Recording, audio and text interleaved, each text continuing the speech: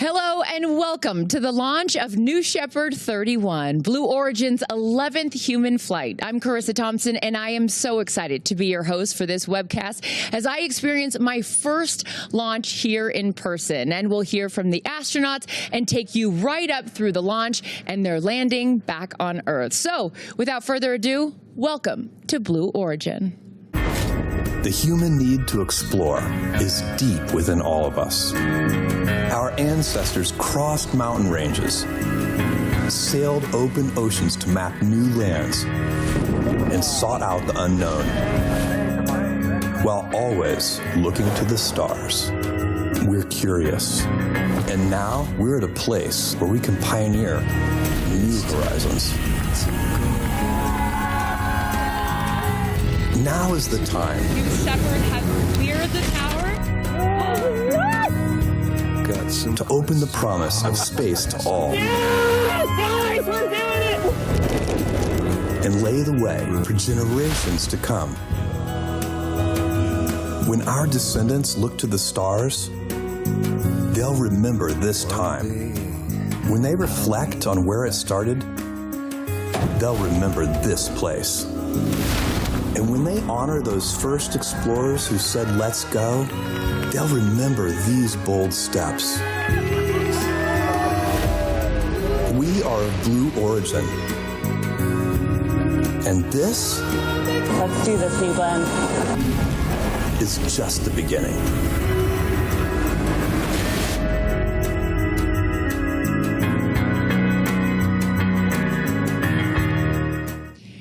And we are live at Launch Site 1 down in West Texas, and we are sitting south of the Guadalupe Mountains and about 30 miles north of the town of Van Horn. It's the home of Jeff Bezos's Blue Origin, which has sent 52 astronauts to space, and in just about an hour and a half, they'll add 6 more to that number. And with that, we welcome everybody into the New Shepard's 11th human flight. Thank you guys so much for joining us here on a beautiful and dark morning. The sun is just about to pop up over there, and I am thrilled to be alongside my broadcast partners for today, space journalist and founder of The Endless Void, Kristen Fisher, and we have Blue Origin's Vice President of In-Space Systems, Ariane Cornell. You guys have been so kind to me as this is my first launch. You are the experts. I'm thrilled to be with both of you today. Welcome to West Texas. Welcome to Blue Origin. Thank you. This is going to be a fun day. First launch is something you will never forget, Carissa. And, you know, we've been out here for the last 2 days. Something about launch day, it just hits different, right, ladies? Yeah. And I'm so excited to be with you as you watch your first launch. I know, I'm thrilled to be here. But you guys, this is not your first launch, your first rodeo. You have been to many of these. And for you, Ariane, being with the company for a decade, what is so special for you in particular about this one? You know, I'm so proud to be part of this program for so many reasons, but I think, you know, with New Shepard, we're opening the spaceflight experience for everybody. Yeah. And this one, we've been able to have so many historic flights, but to be able to put 6 women on this launch in this capsule, the first time that has ever been done. You know, I can say, especially since I've got 2 little girls at home watching, one's 6 months, one's 2.5 years old, little girls, they can see that this is a reality, and I'm just very proud to be part of this. And shout out to your husband who's holding it down at home for you so you could be out here doing your thing. That's right. Thank you, Michael, for not divorcing me when I get back. Love you, babe. And hello to your girls as well. Kristen, what's so special for this launch in particular? You know, I think the focus, understandably, is going to be on the people that are on this mission. I mean, there are some big names on board this flight. And so I think it's really easy to kind of get sucked in to the celebrity of it, right? Sure. But to do that would really be missing the point. And for all the people who are saying, well, you know, why should I care about celebrities going to space? This is a really big deal because this type of space flight is what's making space accessible to everyone. And it really fits the pattern of human exploration from the very beginning. First, you send the professional explorers, the military test pilots, then the civilians, the scientists, the engineers, kind of the experts, and then you send everybody else, the singers, the journalists, and the activists. activists. So this really fits a pattern here. We're now seeing it unfold in space, and I'm pumped to watch these 6 women go up today. History will be made. We are just about T-minus 1 hour, 25 minutes for launch, the liftoff of NS-31. So why don't we learn a little bit more about the stars of the show today? In seat number 1, Lauren Sanchez. Lauren is an Emmy Award-winning journalist, New York Times best-selling author, pilot, vice chair of the Bezos Earth Fund, and mother of 3. Her goal is to inspire the next generation of explorers. And in seat number 2, Katy Perry. Katy Perry is the biggest-selling female artist in Capitol Records history and one of the best-selling music artists of all time. She hopes her journey encourages her daughter and others to reach for the stars, literally and figuratively. Then in seat number 3, Amanda Nguyen. Amanda is a bioastronautics research scientist whose advocacy for sexual violence survivors earned her a nomination, you guys, for the Nobel Peace Prize, as well as Time's Woman of the Year. And as the first Vietnamese and Southeast Asian woman astronaut, Amanda's flight is a symbol of reconciliation between the United States and Vietnam and will highlight science as a tool for peace.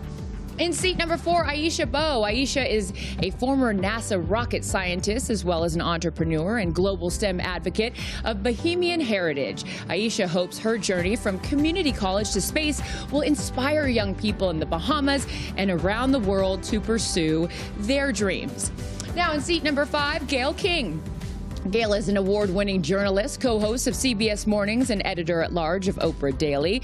And as someone who is staying open to new adventures, even ones that scare her, Gayle is looking forward to stepping out of her comfort zone. In seat number 6, Kerianne Flynn. Kerianne has spent the last decade channeling her energy into community building through board service and nonprofit work. She has produced thought-provoking films that have explored a wide range of subjects, including the history of women in Hollywood and fair pay advocacy. She hopes her Blue Origin spaceflight serves and as an inspiration for her son and the next generation of dreamers to reach for the stars. So many incredible women. And oh my goodness, look at that shot.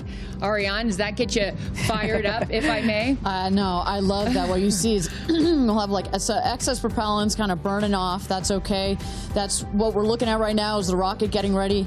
It's getting filled with propellant. We always want to make sure that the temperature, but also most importantly, the pressure in the vehicle is all set. So that's why sometimes we got to get a little bit of excess. It's okay. There will be many times over the next hour and a half I will look at both of my experts and say, what's happening here? So if you guys, like myself, are new to this, don't feel like you don't know anything, because they will make sure that they get you caught up. So I want to start with you, Ariane. Can you speak to how Blue Origin has developed and evolved this process of commercial flights to space? Sure. So, just 10 years ago, April of 2015 was the first time we launched this rocket ever. NS-1. You see NS-31 on your screen. We've had 30 subsequent flights. We used the first 15 of our launches to test the system.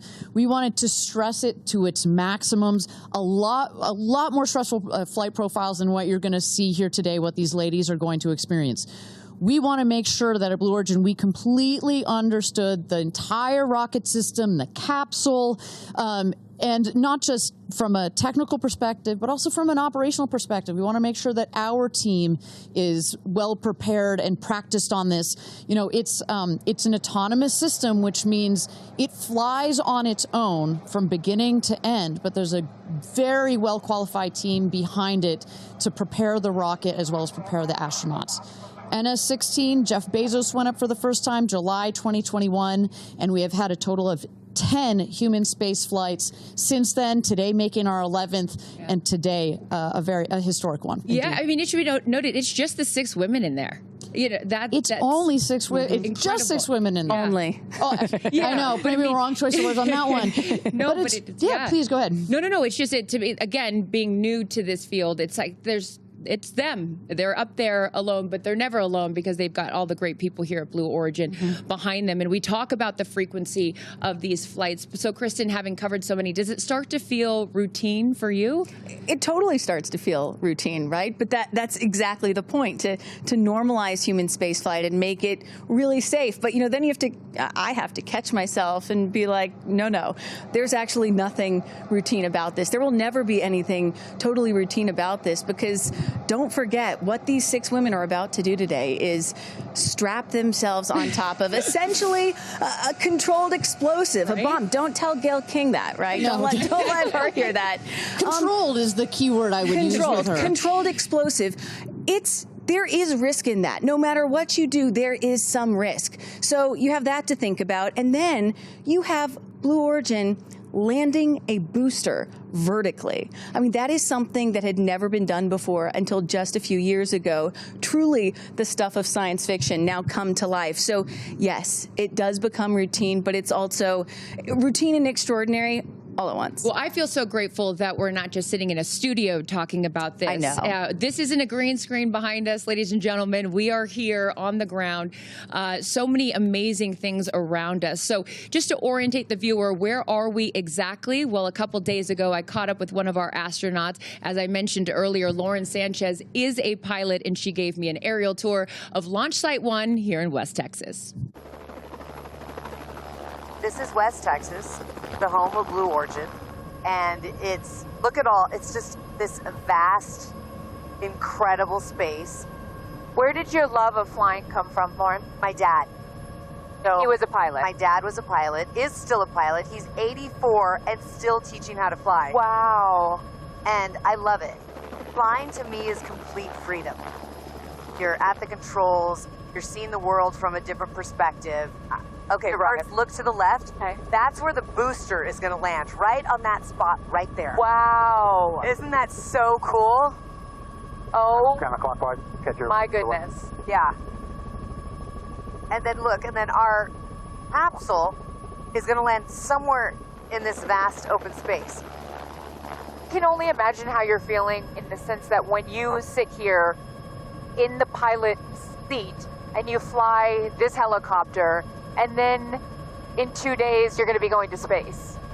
Like that, it just blows my mind. It blows my mind. And I can't believe that we get this opportunity. It's really not about going to space. I think it's about what all of these women are going to bring back. The stories that they're going to be able to tell, the lives that they're going to be able to touch. And also, it's just fun. Yeah. Like, we get to do something that's fun. And I'm really excited about that. Pictures love you. This is where the rocket takes off, by the way. What's really cool about the Blue Origin rocket is that it's hydrogen and oxygen. So guess what the exhaust is? Clean. Water. Clean. Yeah. Water. Why is now the time to do this, Lauren? Why not? Yeah. Now is the time because Blue Origin is making it possible. And it's going to get more and more accessible with each passing year. Being able to share this experience is really what it's all about. And Aisha, Amanda, Gayle, Katy, Kerianne, being able to share it with the kind, generous powerhouse of women is what makes it all worth it. It really does. Now, as you sit here just a couple days away from going to space, piloting your own helicopter, it says so much about you don't know where your dreams are going to take you, but you're here and it's your reality. And it's the most incredible adventure ever, and that's life. It's so impressive that she does that, and while answering my questions for an interview. So we will hear more from Lauren later on in the show. But right now, let's welcome in the 4th member of our broadcast team, Blue Origin's Tabitha Lipkin is over at the Astronaut Training Center. Tabitha, good morning to you. And I know that you got a front row seat there seeing the astronauts as they arrived bright and early today. What is the vibe of the New Shepard crew this morning now that the morning is finally here? Oh, there is so much energy here. In fact, I've already heard happy screams coming from inside the Astronaut Training Center. And these women are feeling all the feels, right? This is a very human emotion to feel energy, excitement, a dash of anxiety as you kind of teeter on the edge of history. But these women are all rock stars in their own fields, whether they are performers, storytellers, advocates,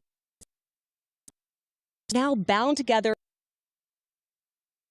of this moment in time to space. Now, it's pleasure, by the way, of and I want to actually Amanda about what this mission really means for them. Who are you bringing them? You know, all astronauts Our capsule, our spaceship, traces back to the nautical tradition of ringing aboard sailors. My family learned celestial navigation in order to find their way to freedom on that refugee boat. And so when I ring that bell, I will be thinking of Hiekwa, Goba, Iyo, Mea, the four that were chosen to go into death to seek life. What do you think this will mean for women around the world, but also for sexual assault survivors? You know, when I fly, I'm flying, of course, to represent my community. I'm so proud to be the Vietnamese, first Southeast Asian woman, and I'm also proud to be a survivor who is healing. You know, this journey really is about healing. It's just that my healing takes me to the stars, across the Kármán line. When I fly, I want all survivors to know that you will make it through. First off, who are you looking forward to once you come down being able to share your experience with? I'm really looking forward to sharing this experience with my mom. Growing up, she was a teacher.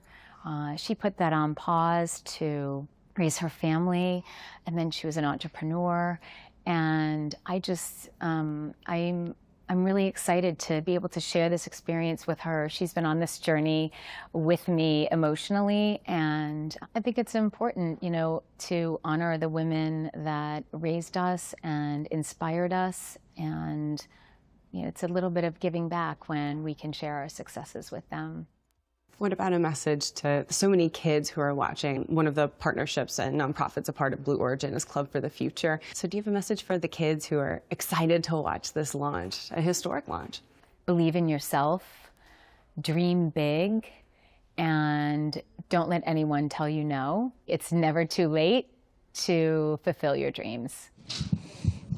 So some powerful words that you've heard from our astronauts already. And as I said, it is an exciting and active scene here. This is really a generational event. And throughout the morning, we are going to check back in and hear more from the rest of our astronauts. Carissa? Thank you so much, Tabitha. And yeah, we're going to be checking in with you all day long leading up to launch as well. Thank you so much for that. So Ariane, obviously a whole new experience for these ladies, right? Walk us through, myself included, since this is my first launch. What have these women been, going through, and how have they prepared for today's launch? Sure. So for our astronaut training program, we have our astronauts arrive on site 3 days in advance. And they go through just 2 days of training. It's 2 intense days of training, but really that is all that they need. So what are some things that we walk them through?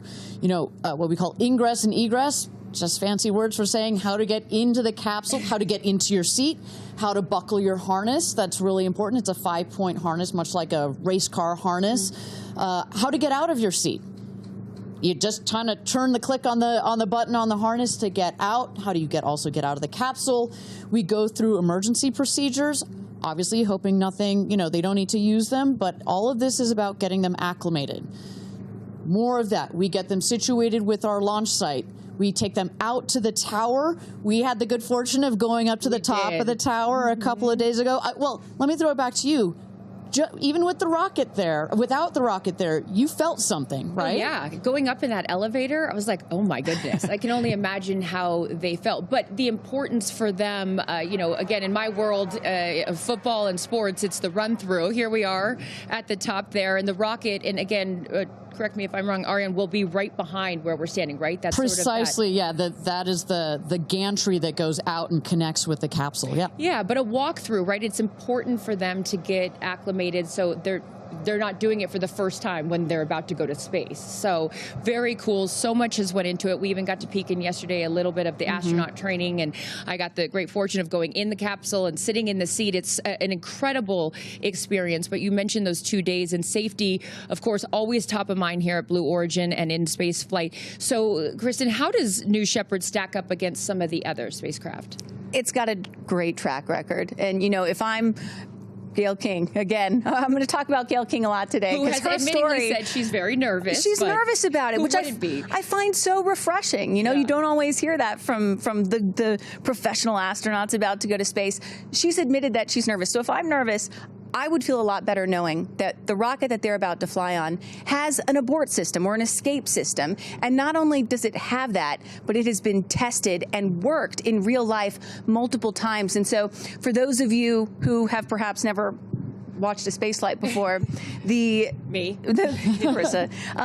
rocket's split into two parts. You have the booster on the bottom and the crew capsule where the astronauts are on the top. And so in an abort, or if something were to go wrong, the capsule could jettison away from the explosive, from the rocket itself. So that's critical because it means that the astronauts could get to safety. And as Ariane and I have been talking about, it's been tested 3 times, at multiple times during the ascent, and they actually tested it in real life once back in 2022 when there was an in-flight anomaly, and it worked. So that was not, to be clear, that was not a test. That was we actually it was a used real thing. it, so it was not. It's not like we had set up this scene for us to test it. It worked perfectly, and it was uncrewed, right? But Correct. If astronauts had been inside, they would have been safe. fine. Those payloads actually came out quite nice. Yeah. We had some scientific experiments in there that really enjoyed the flight. Yeah, safety being paramount. Well, as I have admitted here, this is my first launch. I'm learning so much and have learned so much from you guys with your generosity over the last few days and months. But my day job is an NFL host for pregame shows, and I work with a guy named Michael Strahan. You might know who he is. Well, guess what? He became an astronaut when he flew up to space on New Shepard 19, and he has some words of encouragement for today's crew. Hey ladies, it's Michael Strahan. I just wanted to say good luck on your amazing flight today. It was life-changing for me. I hope it's life-changing for all of you. Cannot wait to see, because I experienced the joy I know that you're going to have. I hope you just go up, just take it all in. Enjoy just looking down on the planet. Enjoy being weightless. Enjoy being together. That's the biggest thing, because it's a bond that will last a lifetime. So good luck. Have fun. Looking forward to seeing you when you're back on the ground. Welcome to the Space Crew. This guy, what a guy, as he's at his other job on GMA there in the morning show. But yeah, he can do it all, but a really cool experience. And he came back and had told me after he did that he didn't even know how much he needed it until he did it. A really special thing that these women are about to experience. So Ariane, what are some of the top reasons people tell you that they choose to fly specifically with Blue Origin? So first and foremost, a lot of them come to us saying, this is a dream I've had since I was a child. And they are so ecstatic that finally they have the opportunity to fly, and to fly now. You know, you can, it has taken so long for us to get here, and so now they can actually buy a ticket.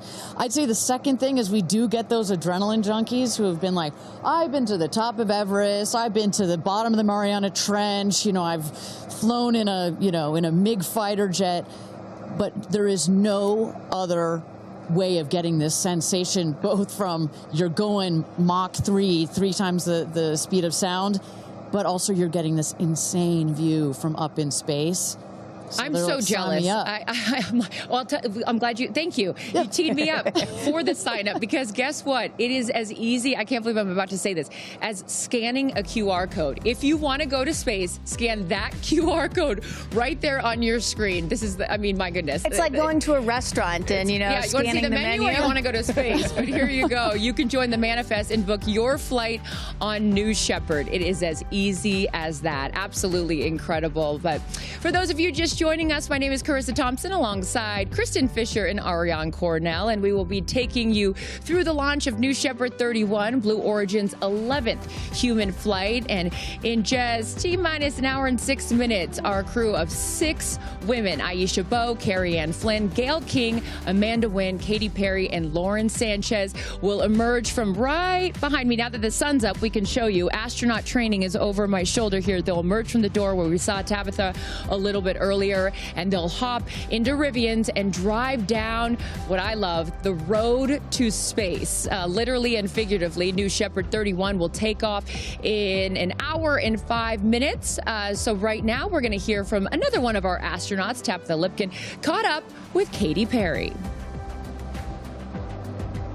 A big part of your life, of course, is your daughter, Daisy. Yeah. I want to know, does she kind of have a concept of what's happening, or like, what are your feelings around sharing this with her? I mean, she's 4.5, so she's still trying to figure out what day of the week it is. Sure. But it is very normal, you know, for us to talk about mommy going to space now. And I will be so excited to hold her when I land.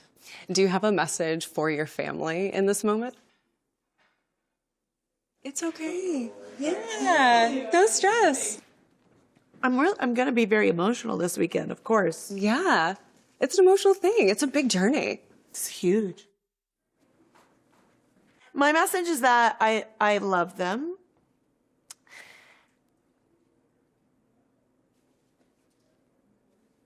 And I can tell. You've got so much love in your heart, and I appreciate you sharing that with me, especially in this moment. Take all the time you want. The message to my family is that I love them so much, and I'm so full of love, and I am so grateful to be representing a fearless female in my family, which is a domino effect from my mom, from my sister, and definitely something I feel from my daughter. What are you taking with you to space? I'm taking bracelets that represents the pillars of my foundation that I started with my sister called the Firework Foundation. I'm bringing almost 300 of them so that I can bring them back home for the 6th, 7th, and 8th graders that get to come to Camp Firework. They're going to be so excited. They're going to be very excited. Mm-hmm. It's really for those kids to inspire them as well, to never put limitations on their dreams. I'm going to be bringing a daisy, a real-life daisy from the Earth to remind us that, you know, the Earth is very precious. I'm also launching a tour on April 23rd in Mexico, and I'll be on tour for the rest of the year. And I think it would be pretty cool to reveal my set list for that tour in space. Is that what you're going to do? I just might. We can look forward to? Just on a little nugget? A little nugget, yeah. So with that, take advantage of it. Like, what's your message to your fans? Thanks for being on this journey of a lifetime with me, and what a ride it already has been and will continue to be. Obviously, buckle up. Oh, I love seeing her vulnerable, right? I mean, we always see her, she's tough, she's all this, but showing that emotion, that's a real thing. I saw her little daughter Daisy yesterday, and she's wearing her all pink astronaut suit, and she keeps going around being like, my mom's going to space. It's such a cool thing. And for all of you Katy Perry fans out there, I know there are a lot of them watching. It must be cool to see that, and revealing the set list, which is also very cool up in space. But Kristen, today marks the first all-female crew on a Blue Origin flight. What does that mean specifically for you? It hits home because, you know, my mom was a member of NASA's original 6, NASA's first class of women astronauts. Dr. Annalee Fisher there, and that's my dad, Dr. Bill Fisher on the right, who is also an astronaut. And, you know... Which is incredible, by the way. Like, both of your parents being astronauts is just, wow. And they both, I'm actually wearing the necklace that they both flew into space today. Wow. And so with my mom, you know, it took that entire class, NASA's first 6 women astronauts, it took them 2.5 years for all 6 to fly into space. You're adorable. And it's so cute.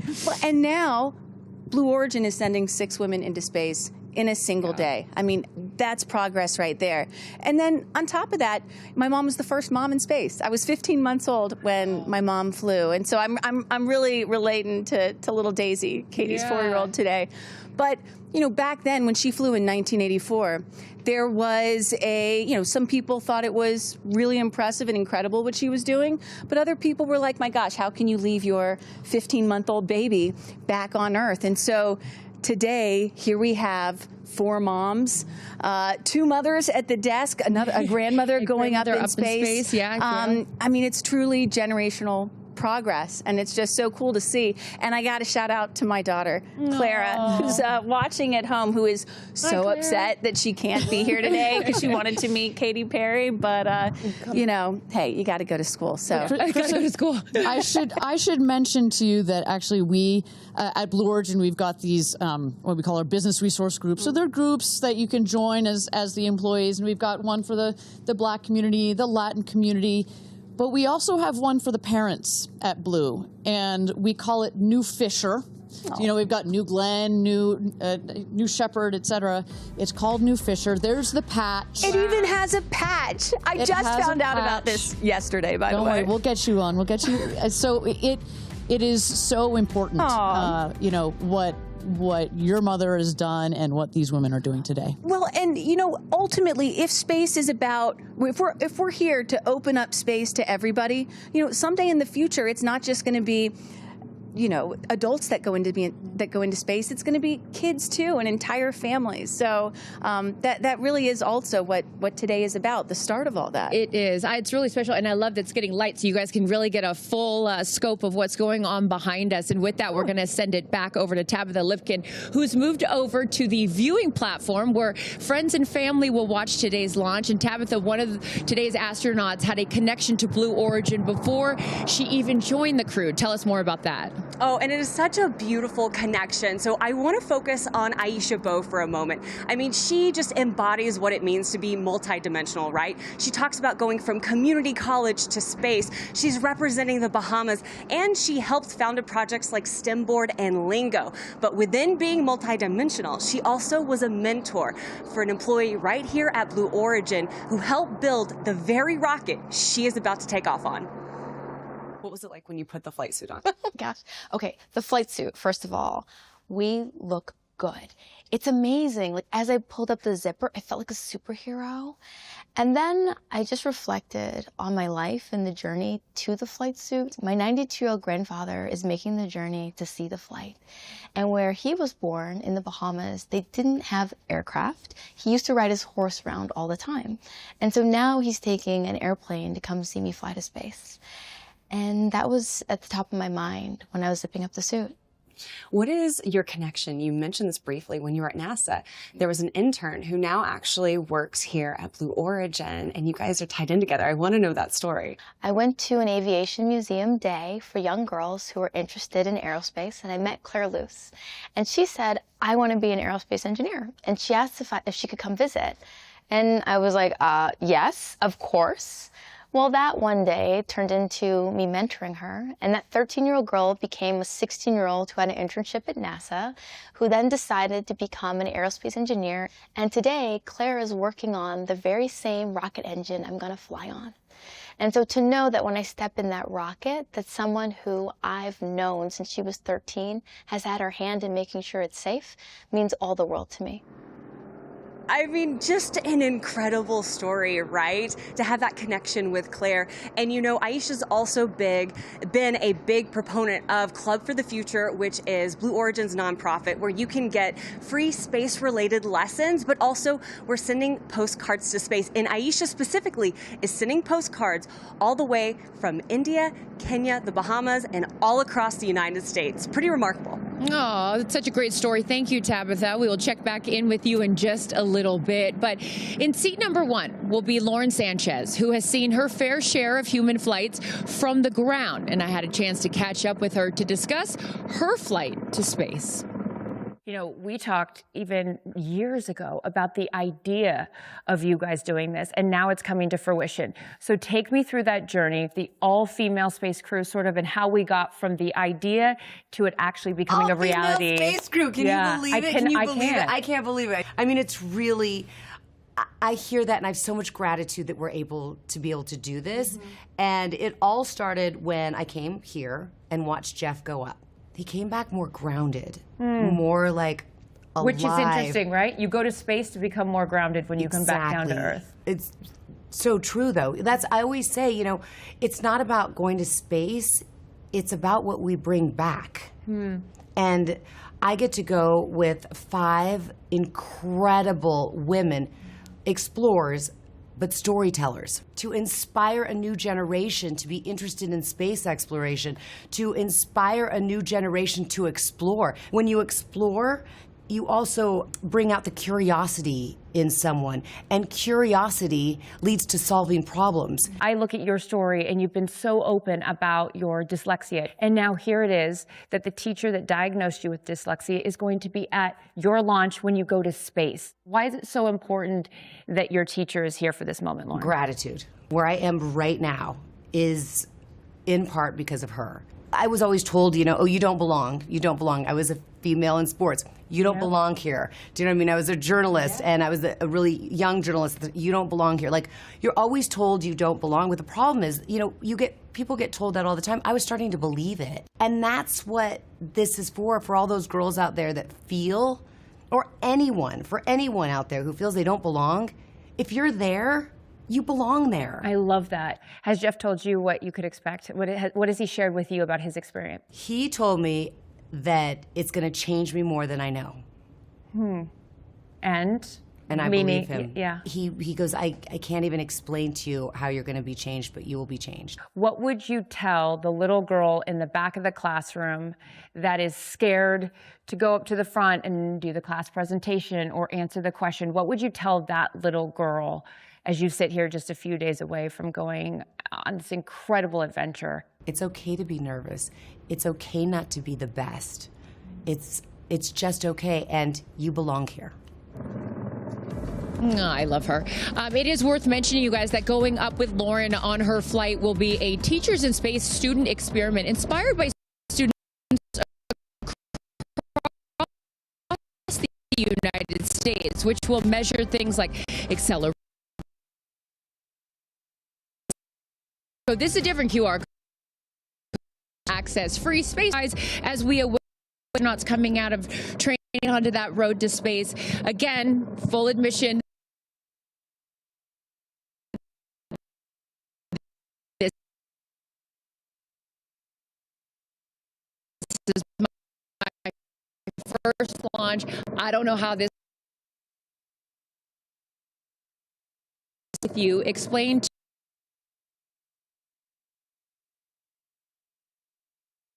going up in today. What we're going to end time for this mission, only about 10 or 11 minutes. And so it's going to start on the left-hand side of your screen. That is liftoff. Then there are two parts.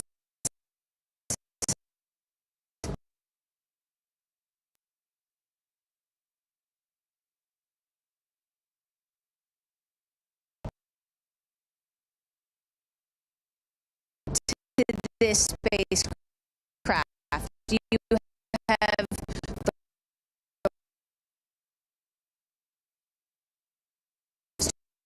the is going to come back and vertically until just a few years ago, incredibly difficult to do. And then that crew capsule is going to descend with the assist of 3 big parachutes and come down to a nice cushy landing on the desert floor. Again, total make time it sound so 10 to easy. 11 minutes, right?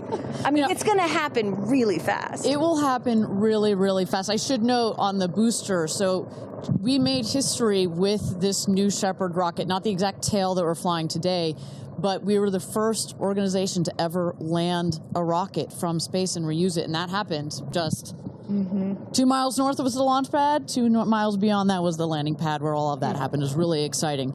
These women, though, I should say, while it feels, it still is a rocket launch. This thing is going to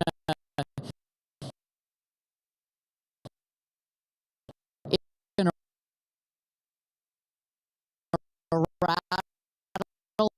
It's going to rumble. It is loud.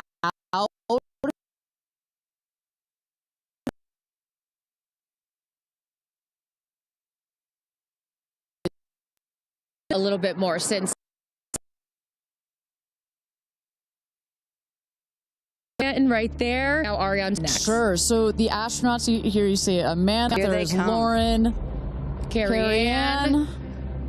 So they're gonna get, there's Katy and Aisha. So they're all gonna get into the Rivians. Look at Gayle bouncing up and down. She doesn't look nervous at all. She's ready to go. So they're going to get into the Rivians. They're going to drive just behind us. We can already see the friends and family starting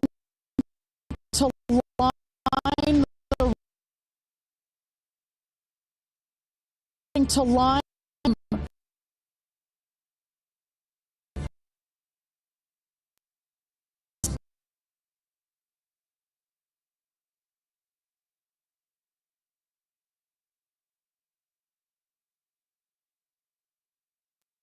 right in front of Katy. Look, she's one of those river one in the foreground, backing up. That is Sarah Knight's. And just right now, because we're about to go pull for astronaut load, let's take a listen. 7. Moving on, Capcom. Go. Engineering. Go, green board.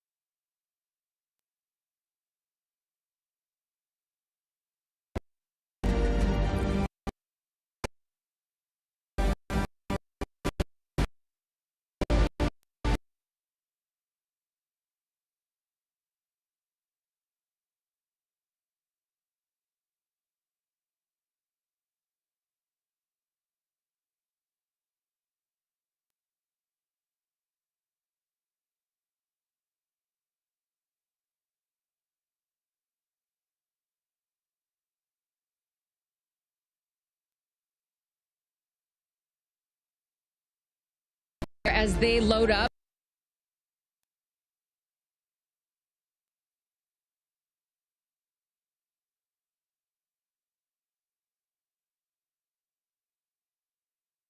Rivian's here road to out there. They will out, take a very quick photo, and then get back in the Rivian.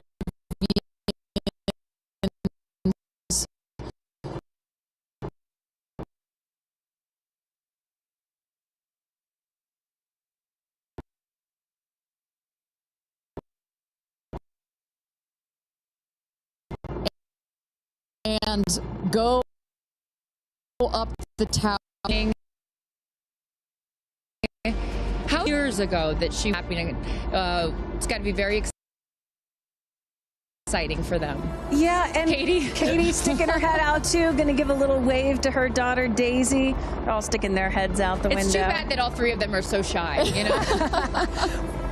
Well, and you know, we often talk about how it is oftentimes more difficult for the people who are left behind on Earth, their friends and family, to watch this, to watch your loved one going into space. That's what Lauren said. She said, when I was waiting for Jeff to come back, I was so nervous because, you know, you can't control anything. So seeing her right now, I imagine that emotion, friends and family there to cheer them on as they head out. You know, one of the other nice things about not having to go into orbit for a multi-day mission is you don't have to go in quarantine.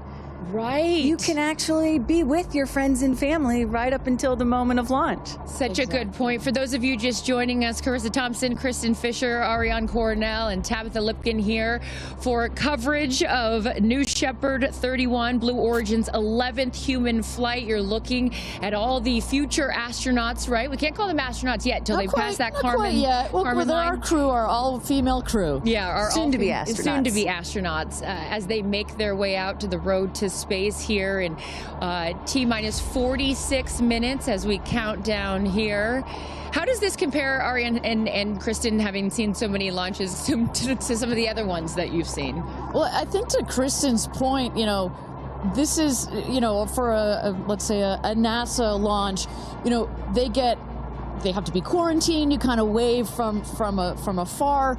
The families. This is a parade. Yeah, it's a parade. They're really integrated into this experience because, as you know, as I mentioned, when these people go to space, so often it's, I've been dreaming about doing this since I was a little boy or a little girl, and the family and the friends come along this journey in supporting these people, and so to be able to have them there right up just into the last minutes like this is really important. And we knew when we designed this whole astronaut program that incorporation of the families and the friends was going to be very, very important. Why was it so important? Well, I think among other things, precisely these aren't, these are not people that have trained for years and years and years, right? You not quite as elite, Kristen, as your parents. They're not fighter pilots. You've got people that are very normal, like Gayle has been very clear about her emotions and her nervousness. We want them to have the support and the love of their friends and family. And this is a moment that will change their lives forever. It is a moment, getting that chance to see the Earth from space is something that will forever change their perspective. They will come back slightly different people. And so for a moment like that, and here they come. Yeah, as right they're by our stage. right over our shoulder here is our set as we wave to the incredible women here. And each crew names themselves, right, Ariane? So this crew has named themselves the 6 that are taking up space. Good luck. Good luck. I love it. I love it. Well, I think what's so fun about this, to your previous point about this full experience and getting access to see them and send them up, it has to give them some comfort, right? I mean, you're going to do something that is so out of your comfort zone, that to see and to be around people that you know and that you love on your way out to the road to space is really special. And also just being here the last couple of days, you really have an appreciation that, yes, of course, the focus is on these 6 women, but I'd be remiss if I didn't mention the experience that I've had. Even you took us into mission control yesterday, and just meeting them. There's 10,000 employees here at Blue Origin, and all of the men and women whose lifelong goal it was to work at a company like this, and all their schooling, and just some of the most intelligent people that you'll ever meet, and all the hard work. I mean, this is not a small thing that is happening, and all of these people have dedicated their lives to moments like this. And so I just want to make sure we acknowledge that this is such a group effort to put these women into space for the first time. I should say, of all the interviews and press that I saw Gayle King do prior to this launch, one of my favorites was Mae Jemison, the first black woman into space, and she made a very clear point. She's like, there's going to be lots of emotions on I want to say game day, on launch day. It is game day. On launch day, but there you can see she's got tears in her eyes already, and just know that you have some of literally the world's most intelligent people that are taking care of you, that are watching this rocket, not just today, that the energy that has been put into this vehicle over the last several years, the several months that have been taken to plan this mission, and in the last final days and hours as we check the vehicle, we only send them out there and only send them up into space when everything is ready. We take this very, very seriously. And as Kristen said, this feels like it's getting a bit routine, but every mission is not routine for us. We make sure that we take it seriously. It is routine, I should say, but it is... That's a good thing. It's a good thing, and our team is paying attention, and no detail is missed on the day of. And there's a saying that spaceflight is a team sport. And, it's not, there's so much focus on the astronauts, but it really is a team sport. And I think we really got a sense for that yesterday going into mission control. For those of you just joining us, Carissa, Kristen, Ariane here, Tabitha with the friends and family, and then we see the astronauts here. They have loaded up from the Astronaut Training Center. They're in the Rivians, going at quite a speed, I will say, on the road to space, which what a is shot. Look at that really sunrise. beautiful. I was just going to say, which is such a beautiful shot there, the aerial view from our helicopters. But, there's been conversation leading up to this, and I loved, Kristen, you had pointed out when you get asked, like, well, why do this? And you had said something that I thought was so interesting. It's like, well, then why travel? You say it more eloquently than I can. There is, of course, criticism, right? Like, why should we care about this? Why should we care about your average person, even though these women are not average? Why should we care about them or celebrities going to space? Or why should we even be going to space, period? And my answer to that is, well, why do we travel? Why go to Paris? Why go to London? Why go to Japan? It's because it does something to you that's different than just looking at a photograph. You experience it in a different way, and it changes your perspective. It makes you a better person. It makes you understand other cultures and civilizations and other people. It makes you have more sympathy, and you hear about the over come back to Earth, and it is where you more, and you realize that we are all just one. So I'm excited to see what they have to say. And I'm excited. Look, the moment has come here. So Ariane, walk our audience through sort of what happens next as they are approaching.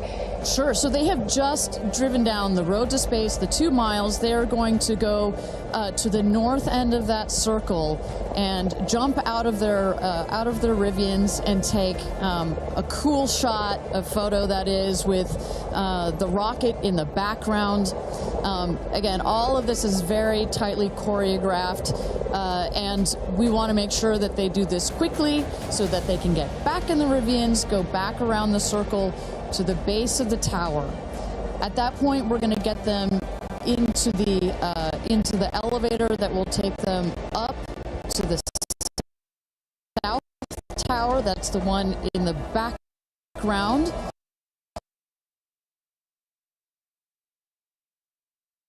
There, our crew, they are ready to load the crew into the capsule itself. This is safety is paramount at Blue Origin, so we want the minimum number of people out there next to the rocket for the least amount of time.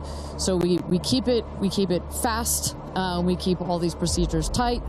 But we got to do a quick photo shoot by the rocket. It looks so good. It's history, you know. We got to capture that moment. And again, for those of you just joining us, this is something that I was not aware of. That beautiful rocket right there, New Shepard, didn't come out until this morning, right? So explain a little bit more for those people that are just tuning in, sort of how the setup works. Sure, that is correct. So at about 2 o'clock this morning Central Time, we rolled the vehicle out there. You see on the truck. With the capsule already what we call mated to the rocket. You'll see here in a moment the rocket, it goes very slowly, just want to make sure we take care of our baby as well. Goes out there, the truck will turn the vehicle vertical, and at that point we connect all the pipes and the hoses to the vehicle, and we start loading the vehicle with propellant. Right there, it's empty. That's for safety and security reasons. That's also, it makes it easier to turn vertical. We'll load the vehicle with propellants all the way up to the last moment. We put in there, you heard it earlier in our webcast, liquid hydrogen and liquid oxygen. Those are the two propellants that fire into what we call our BE3 engine, our Blue Engine 3. And our team in Mission Control from that point on has got their eyes glued to their monitors to make sure that the propellants in the tank stay within bounds, within temperature bounds, within pressure bounds. As they make their way here onto, they'll take the elevator, right? They won't take the stairs. That is correct. Yeah. So we just inserted the elevator relatively recently.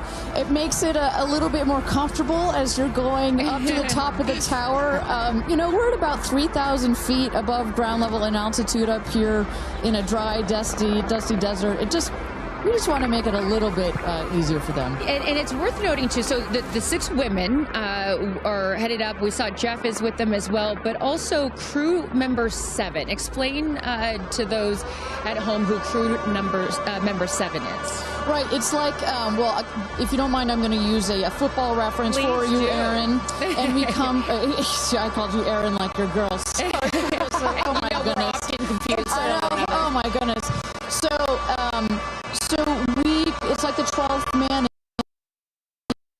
There's 6 crew members that are going obviously in the capsule, but nobody from Blue Origin will be in the capsule. It'll be the crew member 7 that has been training them. We saw Sarah Knights as the second driver in addition to Jeff Bezos. And then, a little confusing, we've got a second crew member 7 who is going to be on Capcom, or capsule communicator. Today, her name is Laura Stiles.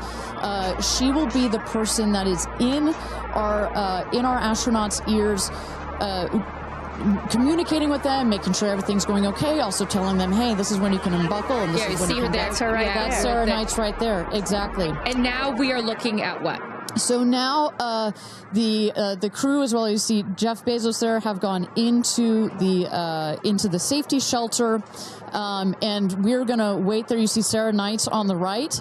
She's gonna just communicate with the Blue Origin team that is at the other tower just next to the rocket to make sure that everything is set and sorted for them to do their final load. This happens very shortly here. We clock it at about T-minus 35 minutes, but we'll only do it when we're ready. And in case some of you are wondering what a safety room is or why it's there, it's, again, what Ariane was talking about. You want to keep these astronauts as safe as possible for as long as possible. Of course, they'll be safe when they actually get in the rocket, but just in case anything were to go wrong, we had the chance to go inside this room a few days ago, and it is, is it a bomb-proof room? Do you want to say that? I mean, it is. It is. Yeah, and you feel it when you're in there. You're like, oh gosh, now this it is feels real. Yeah.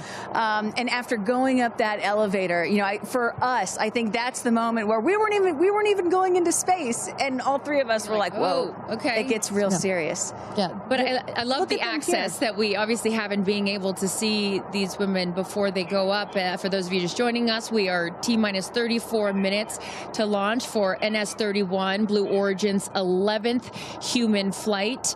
As you can see there, a little live look in as them saying some words before they take off. Yeah. So I know that we had started to expand upon it and then took a shot of the astronaut. So what will they feel? Sort of walk us through the physical part of what they'll experience, Ariane, once they are in the capsule. So once they're in the capsule and they're ready for takeoff, first they'll hear the engine when it ignites. It sounds like a pop. Everybody, listening will also hear that. It sounds like a pop, and the engine roars.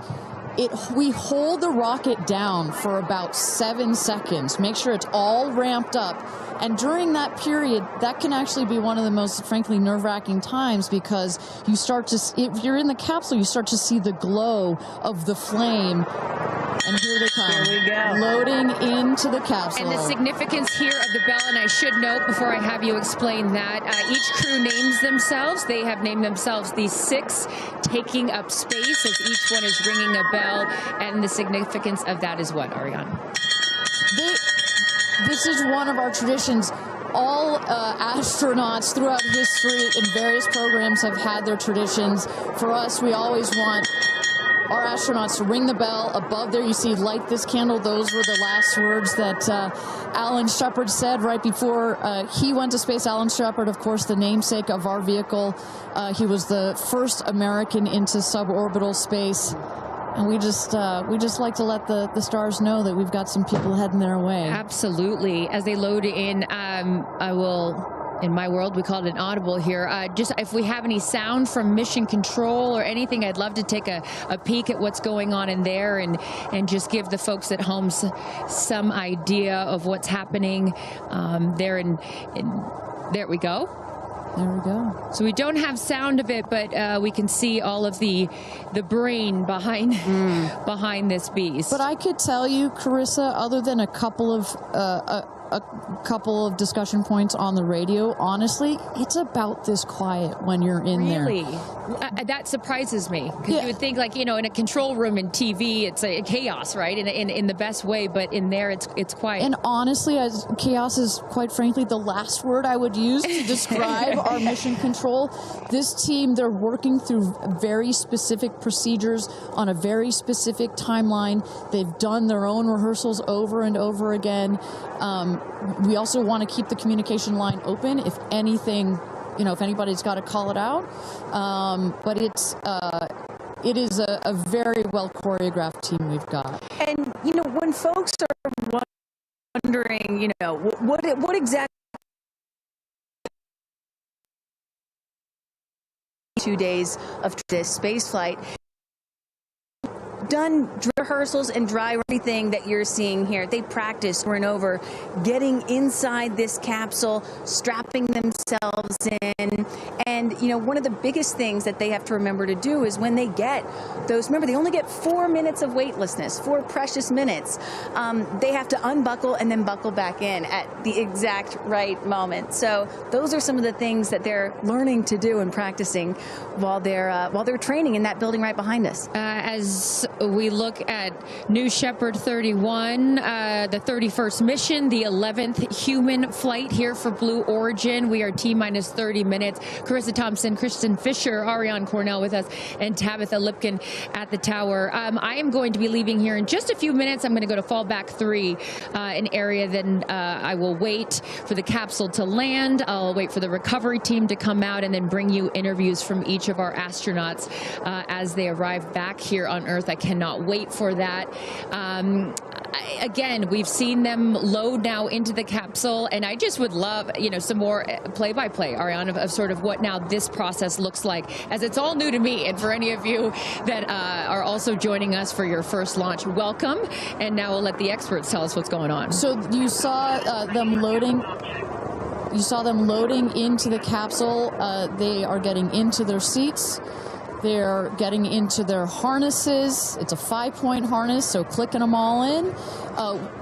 All right, we're hearing that Capcom right now. Sorry to interrupt you, Ariane, which is short for capsule communicator, and ready to do the astronaut comm check. So let's take a listen. Laura Stiles has the mic.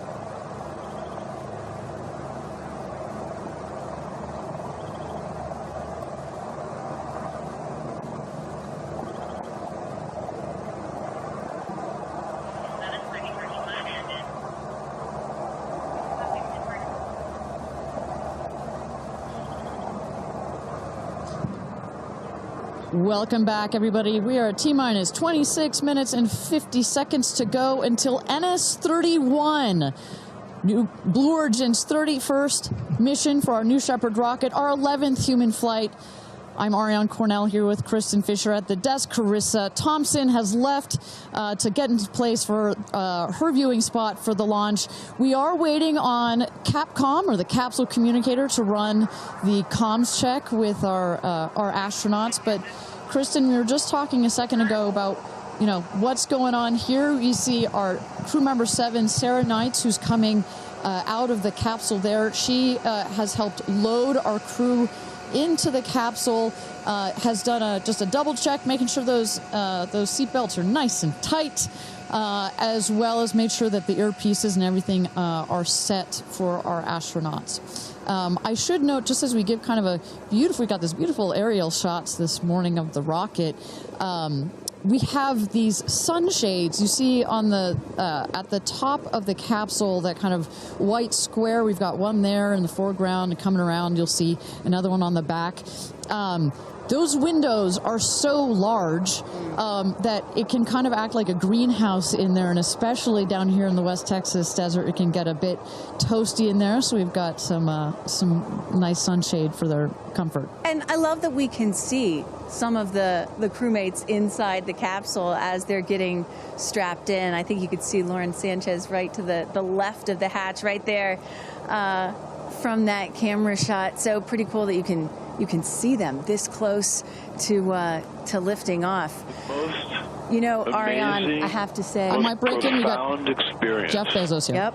I'm so excited for you. I don't want to get off. I want to go with you.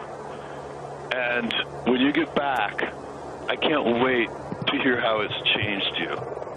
I love all of you. See you soon. Godspeed. Gradatum ferociter. And there you heard it. Some words of support from Jeff Bezos, founder of Blue Origin, also astronaut himself from our first launch.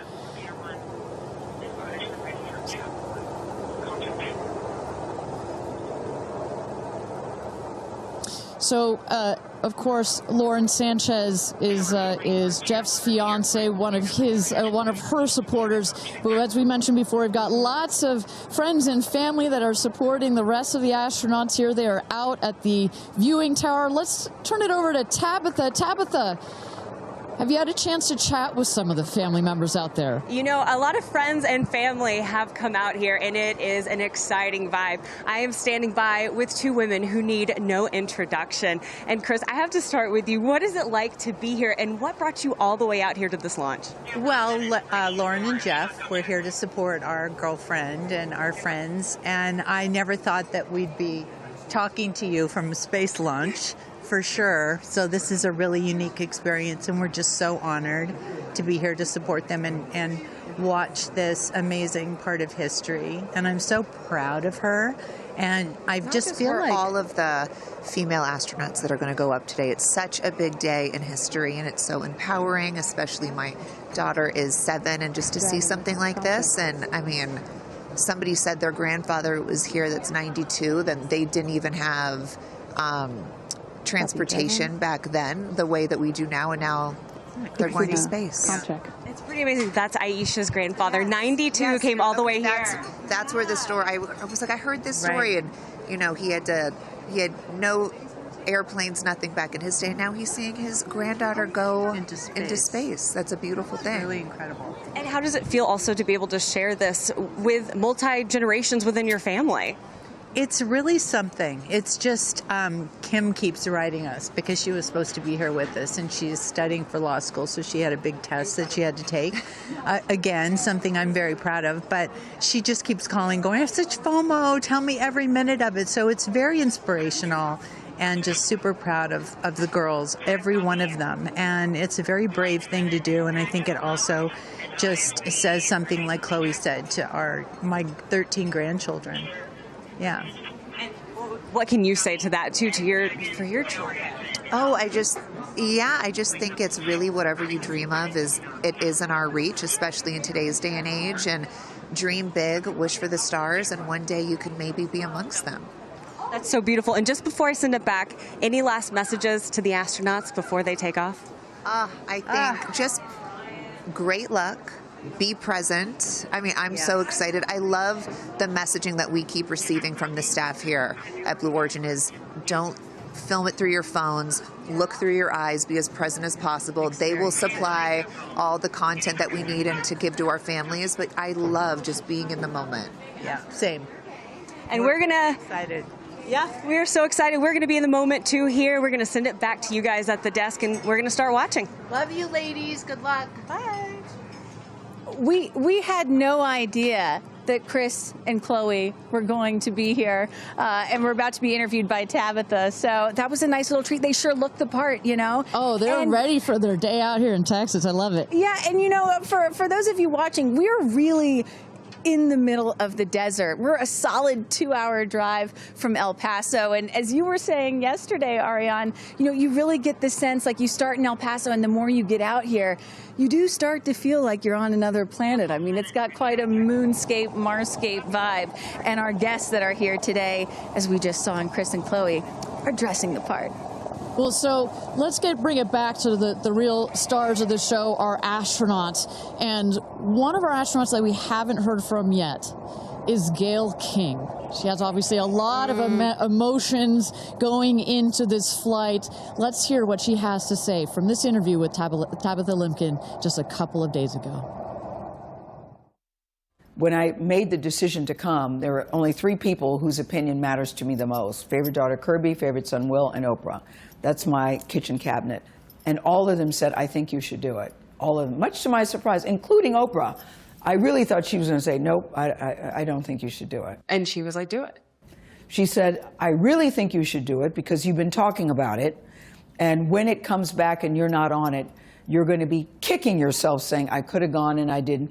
And I don't want to have to hear about it for the next few years. And, you know, I think everybody in this group is a storyteller and explore. And to be able to take this message and tell other people what it was like from our different perspectives, I think is very significant. Do you have a message for the kids watching?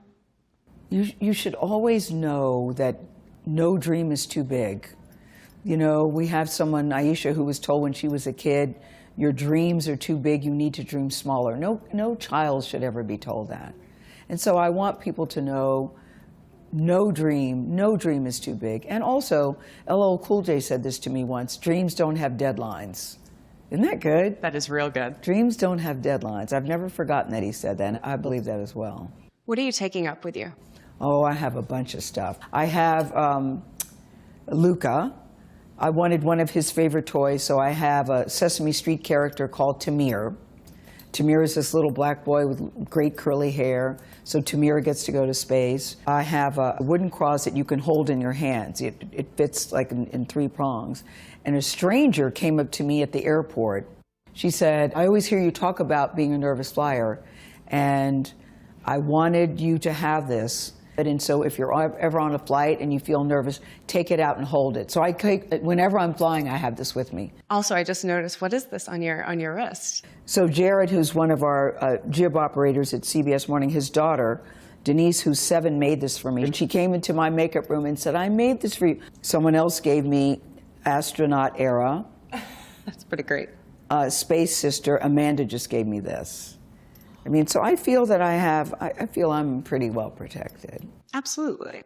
I will say this, as excited as I am, I'll be very glad when we come back down. I will be very, very, very glad about that. Well, clearly we heard Gayle there and prior to coming down here in Texas, nervous and excited at the same time, but one of the things I like about this is that she just makes it real, you know?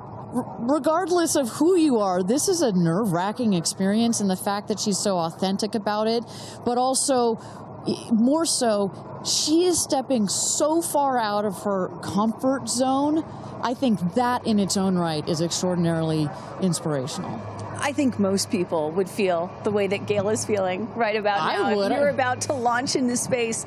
You know, one of the things that I find so refreshing is that, you know, back in the early days of human spaceflight, you had the Mercury astronauts, and they were all white male military test pilots, and they all had to have the right stuff. You could never talk about nerves or being nervous or your feelings or stuff like that. That was the wrong stuff. But now, in 2025, it is the right stuff to be like Gayle King and talk about those concerns and fears and excitement that you have before launching into space like that. And that really shows you just how much the human spaceflight experience has changed over the last half century or so. And that really is what today is all about. I know there are some people watching this or who have heard about this who are thinking, why should I care about people going into space, you know?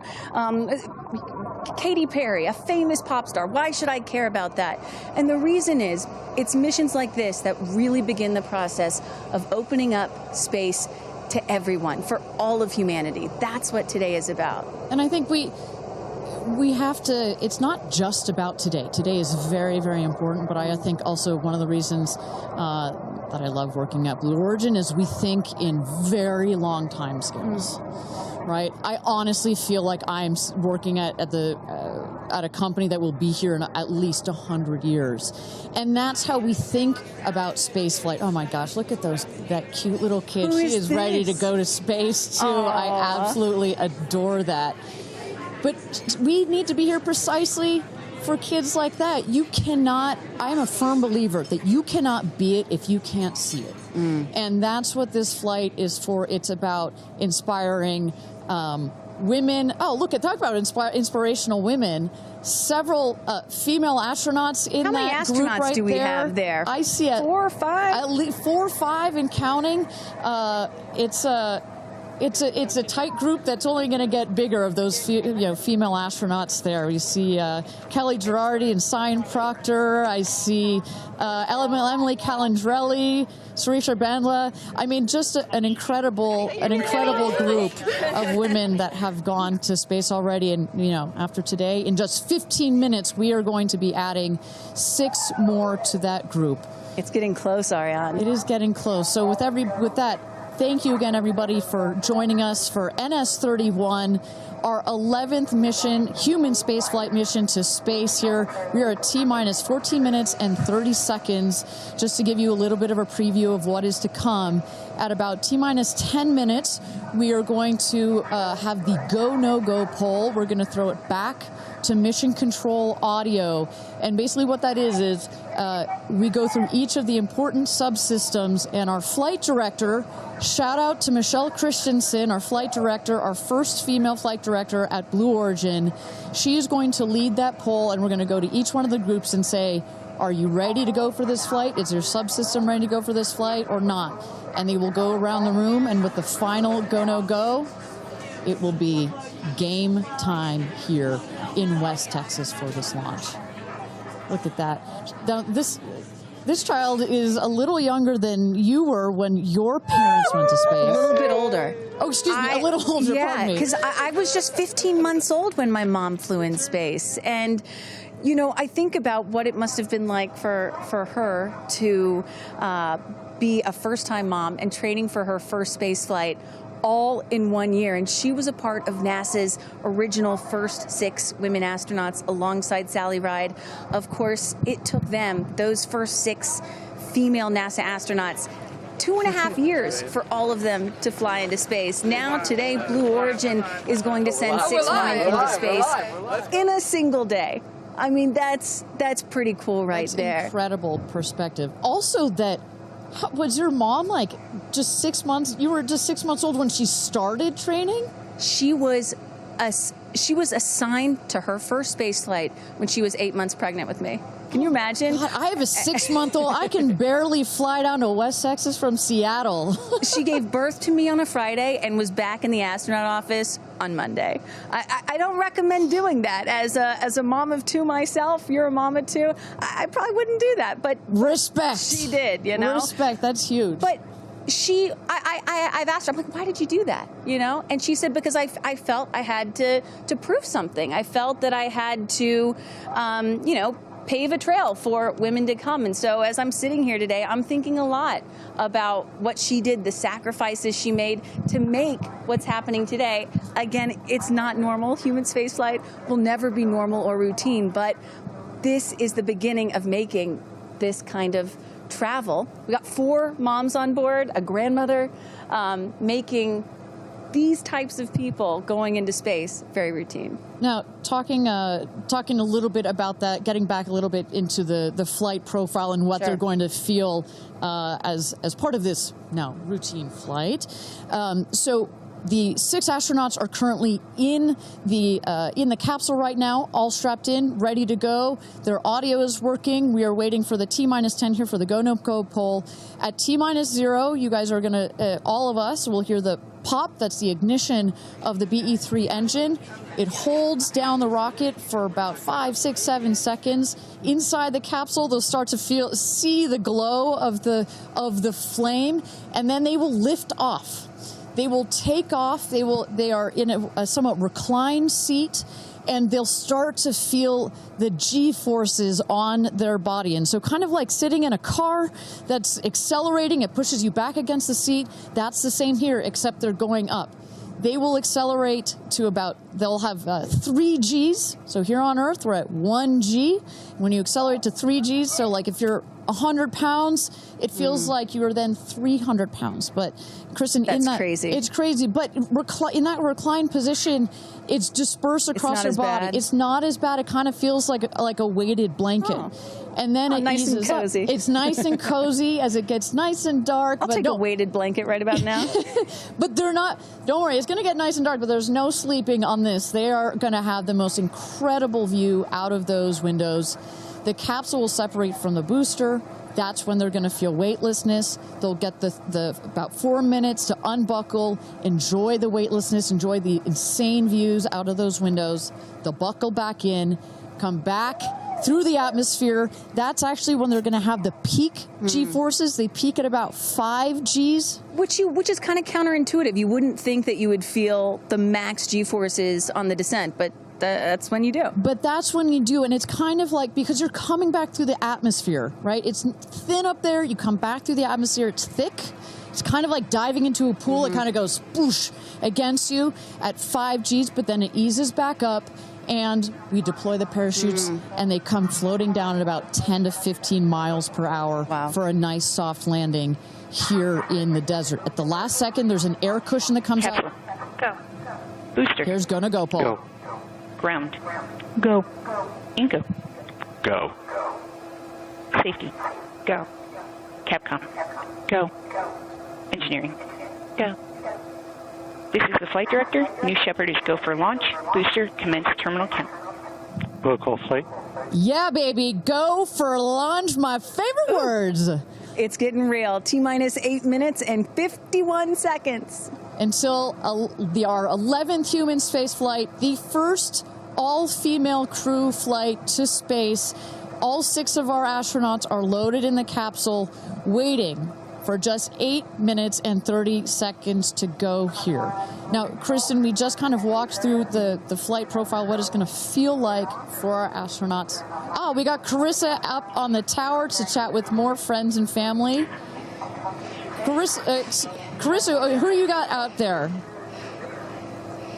I don't need to introduce the incredible woman. I don't need to introduce the incredible woman next to me, who is a ray of sunshine. Oprah, you are wearing yellow because Gayle's call sign is sunshine. Yes, right. And all of us, the whole family is wearing yellow today. And I you know, we've been friends. It'll be 50 years next year. We've been friends since we were 21 and 22.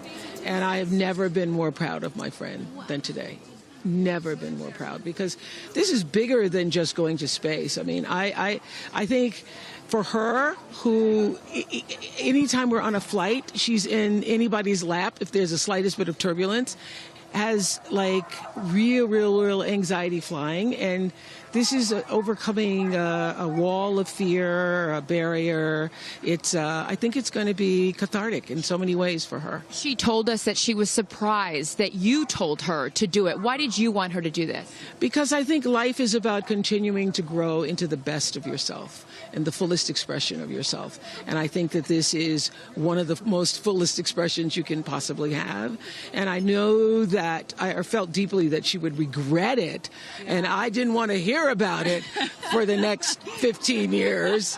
I wish I had gone, you know. And I said, there's only one time that all the women are going up for the first time.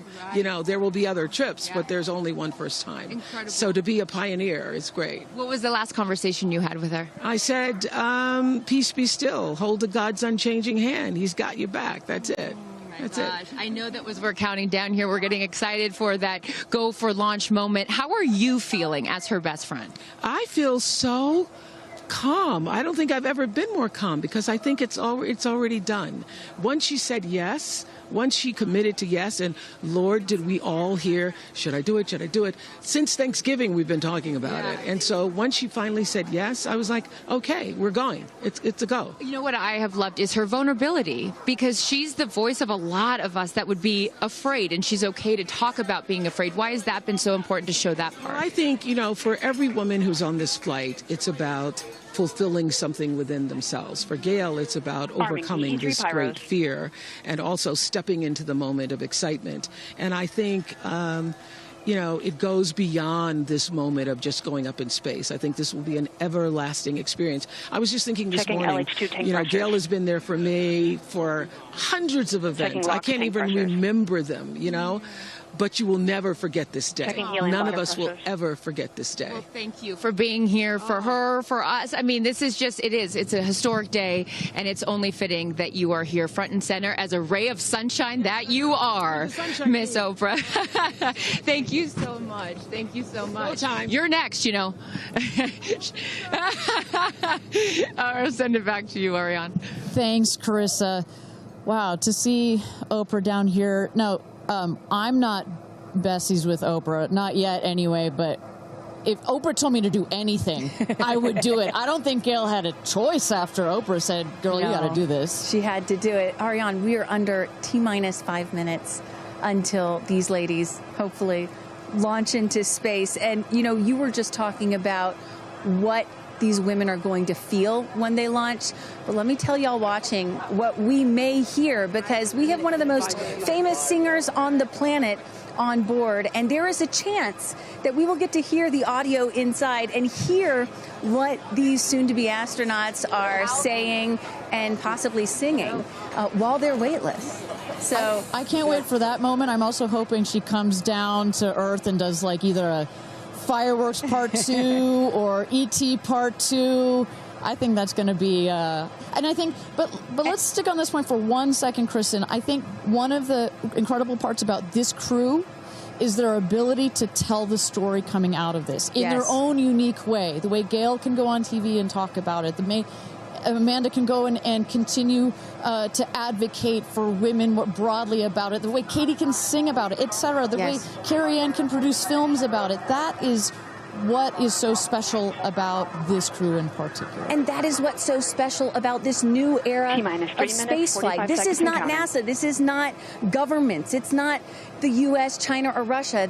This is the commercial era. These are private companies, and this is Blue Origin sending the first all-female crew into space since 1963. And this is all going to happen so fast in just a few minutes, about 10 or 11 minutes from launch to landing. And don't worry, guys, I did the math. In case you're wondering, total duration of this mission is just about 3 Katy Perry fireworks songs. So play that song 3 times. That's how long this mission's going to be.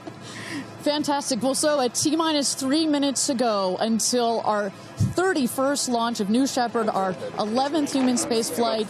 Just to tell you what's coming up here. At T-minus 2 minutes, we send the show over to the vehicle. It goes into autonomous mode. Command engine controller ready to start. We have our team, of course, in mission control that have their eyes glued to the screen there. There you goes, mission control, quiet and intense. There's one of our crew member 7's capsule communicator, Laura Stiles. She is communicating in the ear of our capsule, in the ears of our astronauts. But what we're going to see in the last 2 minutes, you'll see the fins at the base of the rocket gimbal or just move back and forth. We want to make sure they've got free range. At the base there, you see the nozzle, the engine peeking out. The engine as well is going to gimbal, going to move. Both in conjunction together, those two systems. Propellant tanks to flight pressures. Those two systems guide the rocket. And when you are out there at this moment, this rocket feels like it is alive. It feels like it is a living, breathing, hissing thing, right? And there's the gantry pulling back from the rocket. T-minus 2 minutes and counting. Transition to onboard hydraulic pumps. And this right here is the moment that they've been training for. 2 days, becoming a crew, becoming a team. After you go through an experience like this, it's more than a team. It's almost like a family. You are so tight to go through something as intense Executing as this. aft fin built-in test. And everything looking really good, Ariane. So far from mission control, everything is clean and green for this launch. T-minus 1 minute to go here.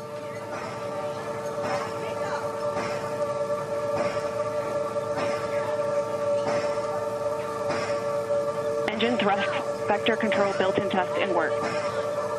Vehicle is now on internal power. So in a moment here, we'll see those, what they call the bit checks, the built-in test checks. As you mentioned, Kristen, inside the capsule, you know, as you said, this is like a bridled beast. This thing wants to take off. Switch to onboard helium. Here we go. Good luck and Godspeed, ladies.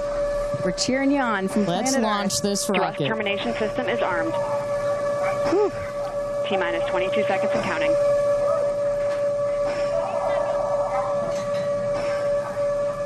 Guidance internal.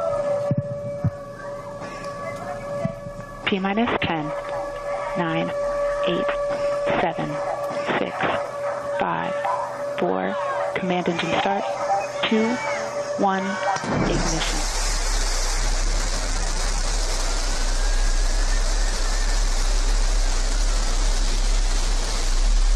Liftoff. New Shepard has cleared the tower.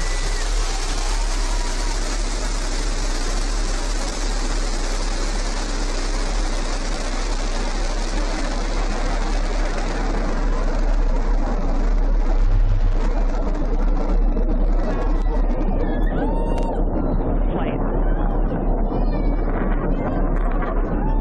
6,000 feet climbing.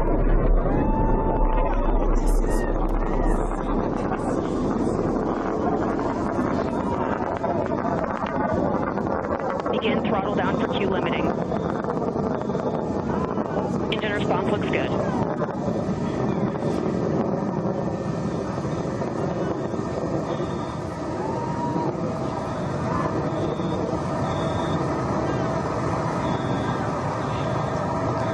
Max Q, maximum dynamic pressure. Mach 1, vehicle is supersonic. Engine back up to full throttle. Supersonic, we have passed through max Q, maximum dynamic pressure. That's when the vehicle, the stresses between the atmosphere Passing and the 47,000 speed feet are and at their climbing. maximum. So to punch through that is so important. You see the BE3 engines is firing beautifully. You see the stream of steam behind it. Those ladies right now are 1 minute, having 40 an seconds into flight. incredible view on their way to space. Passing through 80,000 feet, 1,300 Passing miles per 85,000 hour. They're going to peak at about 2,300 miles an hour over Mach 3, 3 times the speed of sound. Shortly coming up, we'll have MECO, main engine cutoff. We will turn off the engine, but the two craft, the capsule and the booster, will continue their ascent to space. Stand by, MECO.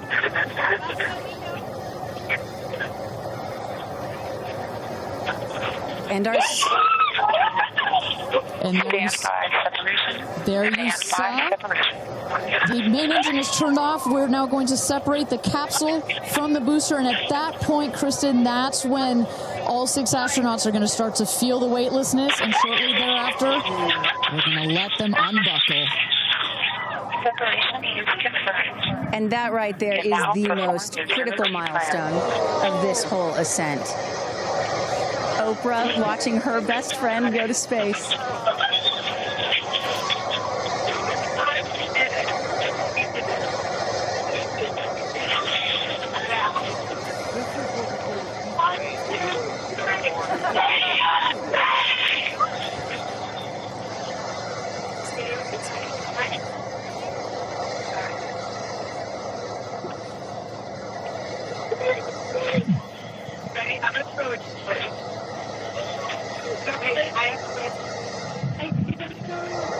And the two craft is separated. Put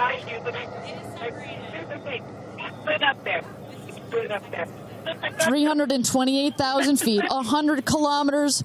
Welcome to space, ladies, or shall I say, astronauts. Oh, the moon! You guys, I have to tell you, look at the moon. Look. Oh, my God. Oh, my God. Oh, my goddess. That's our pink moon. I love you, Stephen.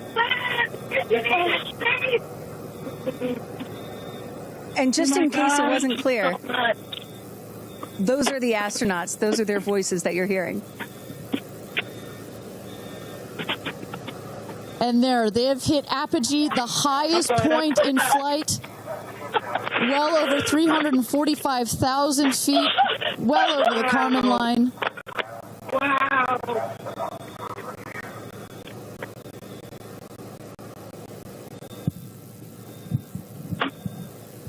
And at this moment, the astronauts have unstrapped from their seats. They are floating. They are weightless.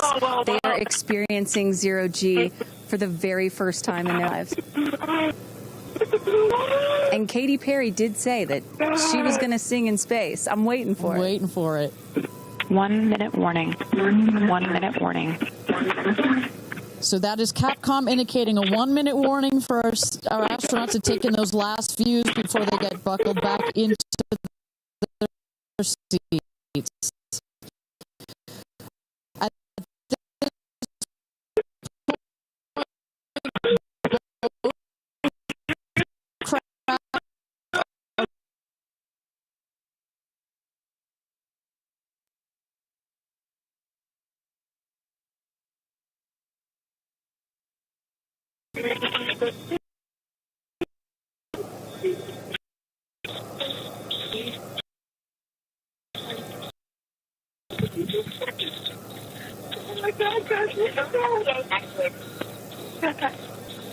Wow, so peaceful up here.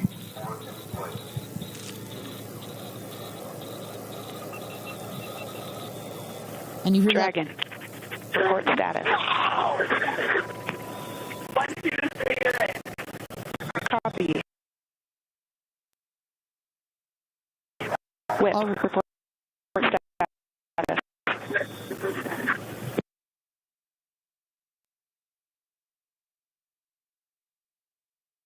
And a great, all astronauts are back. That is the rocket that is screaming back down to the capsule to its landing spot just 2 miles north of where it's taken off from. At the top of the rocket, you see a couple of fins that have popped out. Those are to stabilize the rocket as it comes into land. Shortly thereafter, you will see the drag brakes that deploy that will cut the speed of the rocket in half. And then in the last moments, and there it is. We can see it from the stage. There comes the rocket down. It's going to relight its engine. We're going to also see a sonic boom. We're going to hear that shortly here. And remember, this is something that had never been done before until just a few years ago. Truly the stuff of science fiction that you're about to watch in just seconds. Drag brakes. Engine relight.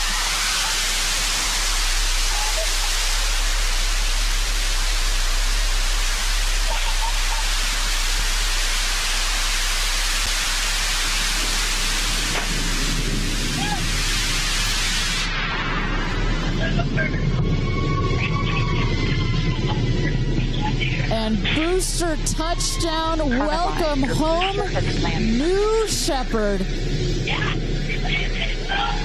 Picture perfect landing right there. Picture perfect landing. Right on target. You see that dust kind of creates this dramatic cloud that reveals the beautiful rocket that has just taken these ladies up to space and back. And I love the echo across the mountains. Is that what I was hearing there? That's what you were hearing. You heard the sonic boom, then you heard the engine relight, and all of that reverberates in this big, beautiful valley in West Texas.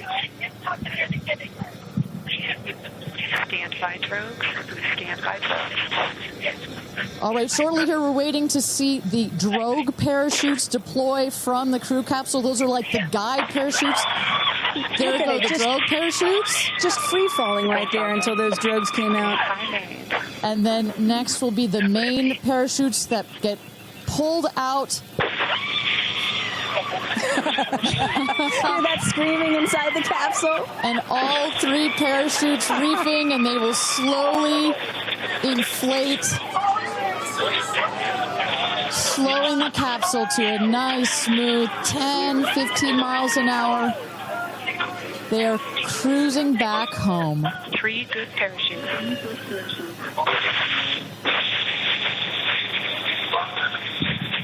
And I tell you, Kristen, from having gone through all of the simulations, I have gone through all of the training. They put you in the capsule that simulates all of this, including the sounds, and when you hear the motors of the parachutes pop out, that is the best moment in flight. Because I know Blue Origin does everything they can to make this as safe as possible, and y'all have an impeccable safety record, but it still has to feel really good when you know that you're coming back to Earth with those parachutes fully deployed.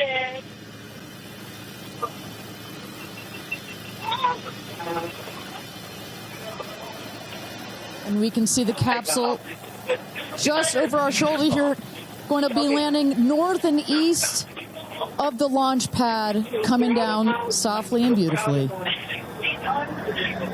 500 feet.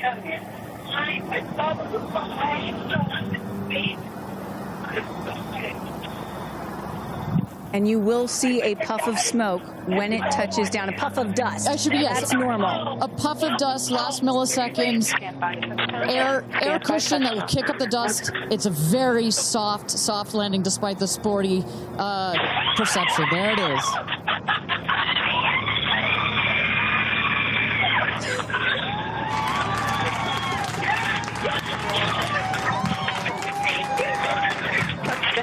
Congratulations and welcome back to Earth. Do status check. Double shot. Kristen, just some incredible images there. The capsule. Copy. Welcome back. Feather. Nice. Let's wait for Aisha just a moment here. Make sure they're doing health checks in. Beautiful.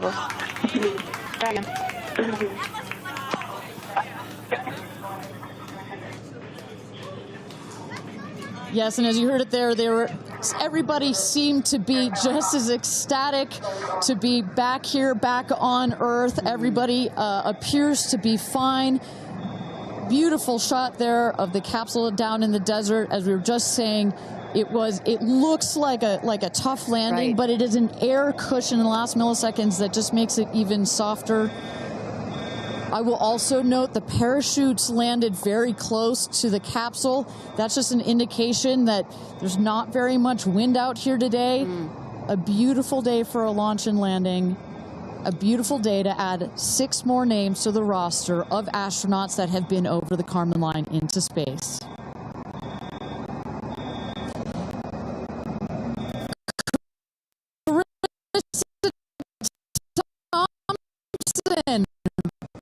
What's the view from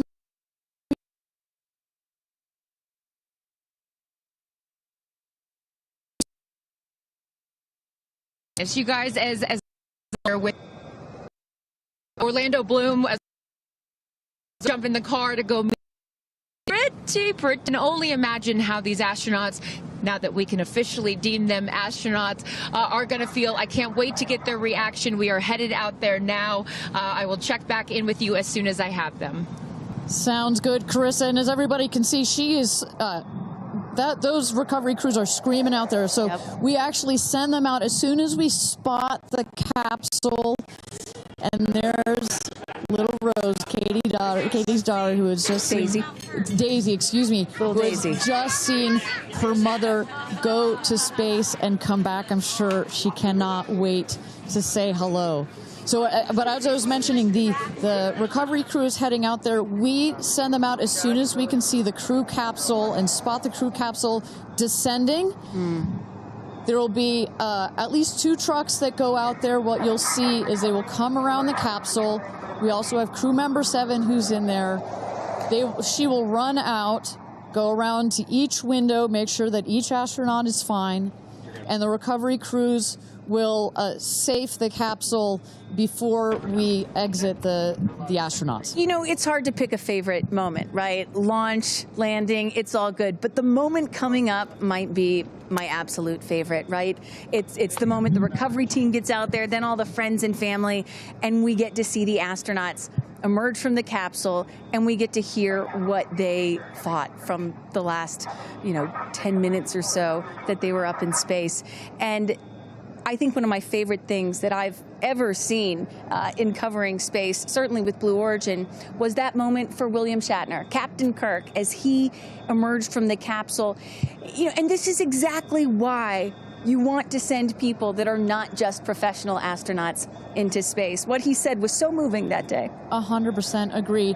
But it's not just the astronauts that are here that are being moved by this event. We've got Tabitha that's with some of the friends and family out there. Tabitha, give me an update from the viewing platform. I mean, not a dry eye in the stand, I tell you right now. Chloe, I just want to know from your perspective, that moment, what was it like? I don't think I realized how emotional it was going to be, and I literally had chills all over my body from the second it launched until the moment I just saw it land. And it's sort of hard to explain, because I don't think you would be that emotional, but it's incredible. It takes your breath away. And I feel like I have all this adrenaline and I'm just standing here. Right? It's very true. Same. It's really, first of all, we're so thrilled that the girls are safe and everything went so well. And so that's a relief because, I'm sure there's a lot of nerves up there, but to hear the girls screaming and having such they said they saw the pink moon. Yeah. I heard the audio. I was like, that is the coolest thing. So I cannot exciting. wait to get the footage from inside and to to see hear. that. I want to hear every little emotion that they had, and we can't wait to see the footage from inside. What are the chances? The pink moon, the rocket launch. It's so exciting. It's a great day. It's been a pretty phenomenal day. Great morning. So when are you guys going up is the real question. Oh my gosh, I don't know. But this made it a little more enticing. Never. Right. That's what I want. You can go on behalf of the rest of us, but thank you. I think we'd all drag you off of the tarmac before we let you go up. But, I like you being an observer. Okay. Yeah. Yeah. Well, we love being able to share this experience with you, and thank you for sharing how you feel out here with our audience. So it's been really, really incredible. So yeah, the emotions are high because it's so exciting and energizing. And gosh, Kristen, Ariane, I don't know what to say. I did cry. I didn't think I was going to cry, and I cried. Tabitha, I love you putting them on the spot there. Chloe and Chris, are you guys going up? Keeping up with the Kardashians in space. We're waiting for it. That's the all next all lady launch. Well, thank you so much, Tabitha, for that. And you could see that, you can hear that, you can hear from Tabitha. Even she is emotional and has tears in her eyes. When you're down here for one of these launches. And Carissa, when we get her back on the line, I'd love to hear her thoughts on this. The intensity and the energy and the emotion out here, even though you're in this remote place, but it all gathers here in this valley, and it's really intense. No matter how many times, I've seen all 31 of our launches, it gets me every time. Well, anytime somebody says, I don't get it, what's so exciting about space? Come to a launch. Come see a launch in person, and then you'll change your mind. And, as we await the moment where these astronauts emerge from the capsule, I'm reminded of what William Shatner said on his mission. He said, "What you have given me is the most profound experience I can imagine. I hope I never recover from this." And I love that. I hope I never recover from what I just experienced. And one of the neat things about this is these women were not in space for several days where they had time to get acclimated to it. They only got 4 precious minutes of weightlessness. And so that high, that feeling of, ooh, I want more of whatever that was, is still so fresh. And you really get to see that when they step out of the capsule. We catch our astronauts. their minds are still in the process of being blown when they come out of the capsule. And Carissa is going to capture those moments for us shortly here after we get our recovery crew. You see there some of the friends and family have already started lining up there, while the recovery crew, you've seen some images. As I mentioned, they're safing some of the systems on the capsule. We want to release all of the excess air and gas that created that nice air cushion. We'll remove the parachutes, make sure nothing gets tripped up. Also, we reuse those parachutes. And then crew member 7 will take the stairs up to the hatch. It's like a good 3.5-ish feet off the ground, so it just makes the getting out of the capsule that much more comfortable. Crew member 7, last but not least, crew member 7 will open the hatch, and we'll get to see one by one as these lady astronauts now exit the capsule. And a lot of people are probably familiar with seeing, NASA astronauts or Russian cosmonauts emerge from a spacecraft after a long-duration flight on stretchers or, glorified. They need some assistance because they've been exposed to zero-G for so long. Not these astronauts. They're not going to need any assistance. That's one of the beauties of a suborbital spaceflight. You feel great. You don't have to deal with space sickness, right? Exactly. And that's, to that point, this flight, because you're basically going straight up and then over the Kármán line and straight back down. Some astronauts, I think you mentioned your mother may have experienced a little sickness up there. You don't in this one because it's just once up and once down. And you get that nice zero-G floating sensation and you buckle back in. You don't have it's not as extreme. So do you have an astronaut that you're looking forward to hearing from the most? It's really hard to pick. Yeah. I have to say I'm a huge Katy Perry fan, so I'd love to see what her feelings are. Also, as a mother, our kids are close in age. What does that feel when you have young children? You saw her get so emotional in her pre-flight interview. Is that still the weighing emotion, or is she still just, oh my God, I saw the stars, I saw the curvature of the Earth? What's going to come out of her mouth, but really her heart? And is that Jeff Bezos out there right by the capsule? Kind of hard to see. That is correct. That is Jeff Bezos, our founder, on the left, as well as Sarah Knights, our crew member 7. And I just want to thank our viewers for joining us. NS-31, New Shepard's 31st mission to space, our 11th human space flight. From all parts of this flight, for the booster, for the capsule, for our astronauts, a completely successful flight, one of the smoothest flights we've had so far. And we're now just awaiting the opening of the hatch so we can get some views from our 6 new astronauts. Phelps. And I would imagine Lauren Sanchez in seat 1 will be coming out first. That is correct. They'll go. She's in seat 1, which is next to the left. The left window there. She will go first. And then last in number 6 is Kerianne. That is the window on the right. Side canyon.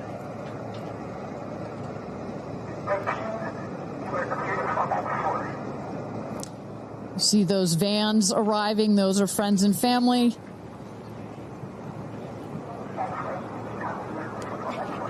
And that's Kerianne looking out the window, in the window to the right there. Lauren Sanchez on the left. And you really get a sense for just how big these windows are. I mean, when you're inside this capsule, it's almost as though you're getting a full 360 panoramic view. One of the cool features of this capsule, the largest windows of any spacecraft. So over a third of the surface area of this craft is windows. And that's on purpose. There were many meetings with our founder, Jeff Bezos, where our engineers brought him some windows. He said, nope, make them bigger. They come back, said, nope, that's nice, but make them bigger.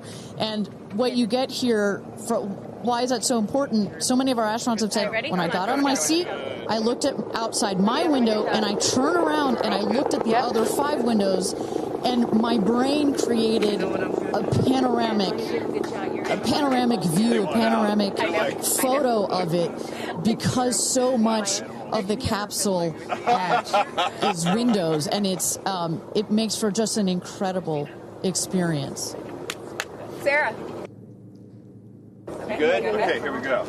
Here goes Jeff Bezos to open the hatch.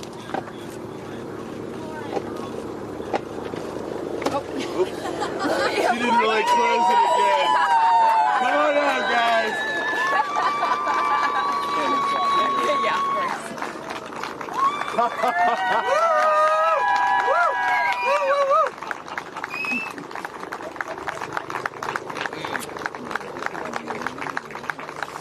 Go see your babies. Where are my babies? They're over here. Go see them. Where? Oh, we have to go Right there. there. Okay.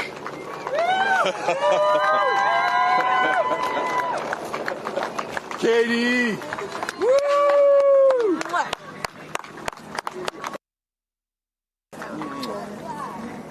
Thank you. Thank you.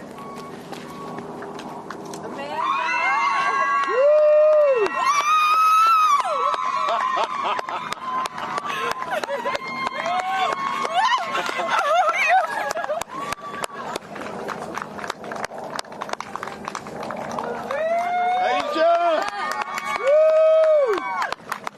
Oh my gosh!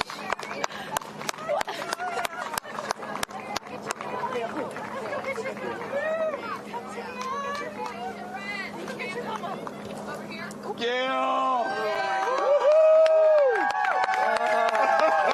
I just have to have a moment with the ground. Let me just appreciate the ground for just a second. Thank you, Jesus. Oh my God. That was amazing. It was amazing. I'm so proud. So proud of you. Oh my God.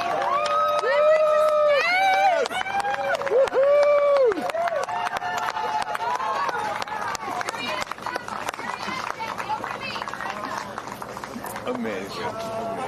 I'm so proud of you.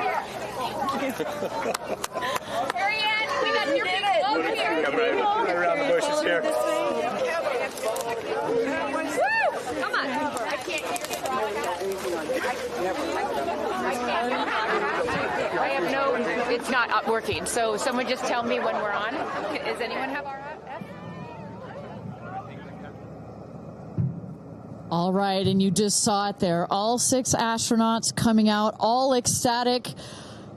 Katy Perry and Gayle King both kissing the earth. Very happy to be back down here, but clearly ecstatic. I don't know about you, Kristen, but my favorite was Lauren coming out and saying, "Where are my babies?" And I also loved Katy Perry holding a daisy, I believe, and holding the daisy up to the sky after her daughter Daisy. Sweet moment. With that, let's turn it over to Krista Thompson standing by outside the capsule. I don't really have words for it. Oh my God, Lauren, I want to cry just seeing you. I'm so proud of this crew. Like, I mean, Gayle, we were just talking in the capsule, doesn't even have ear piercings. She's so afraid to do anything. And she got in that capsule, and I think, like, it profoundly changed her. I mean, for me, I can't put it into words, but, like, I looked out the window, and we got to see the moon. And it was pink. Was it pink? Full moon. It wasn't pink, but it was almost full. And Earth looked it was so quiet. It was just quiet. And is it what you expected? No. Better? Yeah. I don't think you can describe it. Because, what I was saying, it was like quiet, but then also really alive. And you look at it and you're like, we're all in this together. Like, that's all I could think about is like, we're so connected, more connected than you realize, because you just see right here, you see like, you know, states and all these things that like divide us, but we're not. And what is your emotion? What makes you emotional? Joy. Complete and utter joy and gratefulness. Like, it makes me want to come back and just hug everyone and be like, oh my God, we're in this together. Like, that's what this is. And Jeff had told you that it will change you more than you know, and I know you're only a few minutes removed from the capsule, but I can tell already. Emotional. Yeah. Oh. To be this I'm like, I don't cry that often. So I didn't expect to be this emotional, but it's also all the love that was in that capsule, and all the heart and the feelings and all the things, and like seeing Jeff before I left, I just went, oof, you know, I had to come back. I mean, we're getting married. If I didn't come back, that would be a bummer for me. Only you, by the way, would say this to me. You said, Jeff, if you don't want to marry me, you don't have to send me to space. Don't have to send me to space. What an incredible experience for you. But the fact that when you're in there, we got to hear some of your audio, but give us some of those moments when you guys, just from the second you took off to the second you landed, describe, if you can, for us what we didn't get to hear. It was a feeling of joy. And like, and camaraderie. It was a feeling of gratefulness. It was a feeling that we're doing this. And, you know, Alan Shepard, I told you about this, did this same exact flight. And he became the first American in space. And 6 women just did the same flight that he did. Oh, I just want to keep hugging you. It's really cool. Yeah. And I hope that more people get to see this, because I feel, I don't even know how much it's going to change me. And I want to thank the Blue team. I mean, look at them. I mean, they work so hard to make sure this vehicle gets up and safe. And I'm so proud of you. I'm so proud of you. It's one thing to say you're going to do it. It's another thing to actually do it. And I know there's a phrase in your family that life takes off on the other side of fear. And here you are, just having landed back on Earth. And now you are officially, Lauren Sanchez, already adding to your extensive resume, you are an astronaut. Congratulations. Thank you. I'm very excited. I'm excited to share it with the world, and I'm so grateful to everyone here. I love you. Go be with your family. But to process and download what just happened to me. Well, get on in here, Amanda. Someone that can now articulate exactly how Lauren is feeling. Lauren being so candid about overcome with emotion. How are you feeling? I know, Amanda, this has been a dream of yours, a long-awaited dream, and now it is finally official. You are an astronaut. Congratulations. Thank you so much. You know, I usually have nice words to say, but in this moment, I just want all survivors to know that you can heal. No dream is too wild, and that if it's so wild out there, like going to space, you can absolutely make it through, and it can absolutely be possible. You mentioned to us prior to going up, you said that you needed to go to space to heal. I know you're only a few minutes removed from this incredible experience. Do you feel healed? You know, I had a zero-G indicator that I didn't know if I would bring, and I ended up bringing it. Okay. And explain for the folks at home that don't know what that means, what it is that you're holding. Yes, the zero-G indicator is something all astronauts have that floats once you hit space, lets you know you're there. I brought a promise that I wrote to myself. I've talked about that. And share for what is this right here? Yes, and this one I didn't know if I would bring, but I ended up bringing it and floating it, and it's the hospital van from the day. And I got to honor her today, and I'm so grateful to the thousands of people, the engineers, the scientists, just everyone who has made this a reality. And you also have written here, I know that you had this on your laptop, right? Yes, this is my zero-G indicator, a promise I made to myself that if I were to pause my astronaut dreams and fight for rights, that one day I would return to her. And it says, never, never give up. Well, those dreams are no longer on hold. You are finally an astronaut. Congratulations. Enjoy this moment with your family, and thank you for sharing it with us. Thank you, Amanda. Kerianne, you said to me yesterday, you said, when I get out of that capsule, I'm going to be an emotional wreck. And I think what I will just say, for anyone that has never had the great privilege of being here, this is my first time at a launch, and it is very emotional. Describe, if you can, how you're feeling. I have almost no words. It was the most incredible experience of my life to be up there and see like such vast darkness in space and look down on our planet. The moon was so beautiful, and that was like, I felt like that was a special gift just for me. I'm so sorry. No, don't apologize. Are you kidding? You just went to space. You just went to space. This is it. Like knowing that everyone I loved was standing down there looking back up at me, and I just hope that these types of experiences, clear a path for everyone to be able to do that. You told us a beautiful story about your son when you told him you were going to go to space, and that, get over here so I can hold you, and that he went back to school and he was all excited to tell his friends that his mom was going to space, and they said, your mom can't go to space. Moms don't go to space. Well, guess what? This mom just went to space. Congratulations. You are officially an astronaut. And I know you're wearing a very special necklace from an incredible group of people that you hold near and dear to your heart. What would you like to say to them watching? I'm wearing a few necklaces today.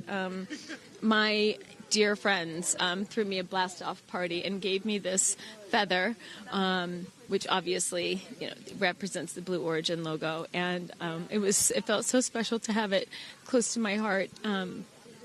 And in space with me. And I feel like it helped me take all of them with me on this journey. Yes. Well, I will let you go enjoy this historic moment with your family, and thank you for sharing it with us. Congratulations. You're an astronaut. Gayle, get on over. I'm still floating. I can't believe it. I cannot believe it. I'm so proud of you. And I know that I speak for the collective, because you have been so honest. You've been so vulnerable. And I spoke to your best friend prior to you taking off, and I asked her why it was so important for you to do this. And she said, she said, so she didn't have to hear you say, I wish I would have done that. It's so true. But now, Gayle King, you are officially an astronaut. How do you feel? I still can't accept that word, but I will say I can't even believe what I saw. When somebody calls this a ride, this was not a ride. What happened to us was not a ride. This was a bona fide friggin' flight. And our instructor, we were so well prepared. So every noise we heard, we knew. But the flight instructor said that I am her best success story. Why? Because she's never had somebody go through the course who's terrified of flying. Everybody who's gone through the course is somebody that it's been a lifelong dream. They wanted to do it. So she said, I'm her best success story. I'm so proud of me right now. I still can't believe it. I still can't believe it. I was just going to say, prior to the launch, you said that you would be so proud of yourself if you went through with this. And you did. What was the best part, Gayle? It's oddly quiet when you get up there. It's really quiet and peaceful. And you look down at the planet and you think, that's where we came from? And to me, it's such a reminder about how we need to do better, be better. Do better, be better human beings. And what do you mean by that? Processing. Well, it's so nasty and so vitriolic nowadays. And I mean, if everybody could experience that peace that we had up there, and the kindness and what it takes to do what we did, all the people that it took to get us up there and get us back safely, I'll never, ever, ever forget. And when we were up there, have you talked to Katy yet? I have not. Okay, when we were up there, after zero G is very difficult. All the training about this is how you get in the chair and this. I look like a friggin' moose getting in the chair. It was like, just let me get in the chair. Let me get the seatbelt on. But, we had a very do this. How would you describe it? It's very difficult because you're floating. But the best part was when we got back in our seats after zero G's, Katy sang "What a Wonderful World." She did? Isn't that nice? Oh, come on. She sang "What a Wonderful World." I see dreams. Oh, yes. Oh. Because we'd been asking her to sing all the time, and she wouldn't. And then, because everybody said, sing roar, sing fireworks. And she said, it's not about me. I wanted to talk about the world. Wow. No, isn't that nice? You got to ask her about that. That's really special. And when Lauren got out, she was overcome by emotion for a lot of reasons, and rightfully so. But she spoke to the group and how close you guys have all become because of this experience. How would you describe the camaraderie that you guys now have together? I would say that we are forever bonded, because you can't go through what we went through to look out for each other, to help each other, and not be changed by that. You know, it really is a true. People throw the word around, but it really is a true sisterhood. Mm-hmm. But it speaks to how we were set up for success. The training was so, I can't stress this enough. The training was so friggin' good. We were set up for success.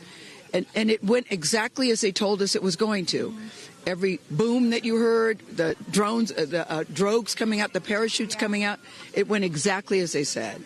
Are you glad you did it? I am glad I did it. Yeah. I am glad I did it. Yeah. I am very glad. I have no regrets about doing it. What would you say to people watching right now that are scared, that are fearful of anything? What would you say to them? Well, I just said I'm stepping way out of my comfort zone, because this is so not like me. I said up there, I might now get my ears pierced. I've always been afraid. Which is great. I love that you've never had your ears pierced. No, even Hootie at the training center.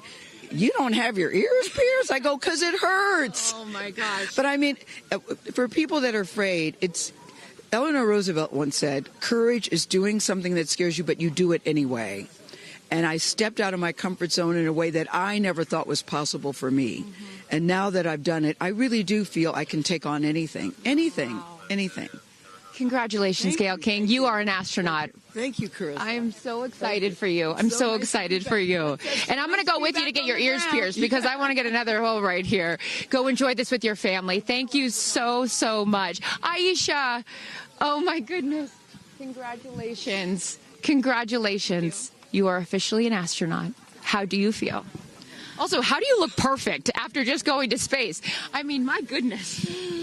I will never be the same. I mean, when you get up there and you see the Earth, and it's so beautiful, and it just fills the screen, and it's not just your window, it's like everybody's window, and there's no boundaries, there's no border, there's just Earth. Wow. It's incredible. You know, Gayle is so honest that this wasn't her dream, but this was a dream of yours. How do you feel now that you just achieved it? Like I picked the right dream. And when we landed, I said, Exuma, I'm good, Blue Comm, but I'm ready to go back. Wow, really? Yeah. What was the best part for you? The best part for me, actually the whole thing. But we got in and we counted down from 10. And then I started to hear some singing. And when we lifted off, everybody, you could just feel the energy in the capsule. And when we got up there and we got out of our seats, we all just looked at each other.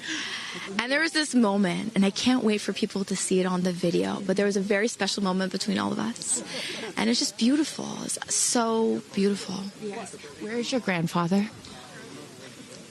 Your 92-year-old grandfather, who I know you were so excited to bring. What did he say to you when you got out of this capsule and got to see him for the first time? He said, I was really worried for you, but then Oprah squeezed me. Oprah has a way of making us all feel just a little bit more at home and a little bit calmer. I know your father is watching down on you, and he is your angel. What do you think he's thinking right now in heaven? I think he was like, woo! To have the opportunity to have flown his star in my flight bag and to have a perspective that very few people get to have of Earth, I just feel a renewed connection to everything in life and where we are, and I can't wait to go back out there and pour what I've learned into the world. You have given so much to so many, and I know there are a lot of people watching right now, some young boys and some young girls that are inspired constantly by you. What would you like to say to them? Dream it, plan it, and go and do it. I never really thought I could go to space, although I really wanted to go. And today just confirmed that dreams are real, and sometimes reality is wrong. Your dreams just came true. Congratulations. Go enjoy this with your family. Thank you for sharing your experience with us. Katie. No, you're not the crier of the group. Feeler of the group. No, you are not. I'm crier. I'm going to tell you something right now. You are officially an astronaut. Thank you so much. How do you feel? I feel super connected to love. so connected to love. I think this experience has shown me you never know how much love is inside of you, like how much love you have to give, and how loved you are until the day you launch. We had these incredible shots of Daisy watching you as the rocket, it'll make me cry, as the rocket's going up, and she was so proud. Just kept saying, "Mommy, Mommy." And I know you'll feel the same way when you watch it. And you brought a real life Daisy up. That's it was right. important for you, not only because it's your daughter's name, but why else was that important to bring it? Daisies are common flowers, but they grow through any condition. They go through cement, they go through cracks, they go through walls. They are resilient, they are powerful, they are strong, they are everywhere.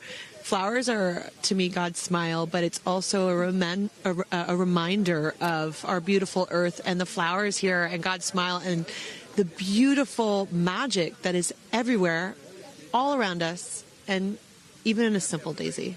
So to really appreciate it and remember it and take care of it and protect it. Gayle shared with us the song that you sang when you got up there. What a wonderful world. Why was that important to sing that particular song?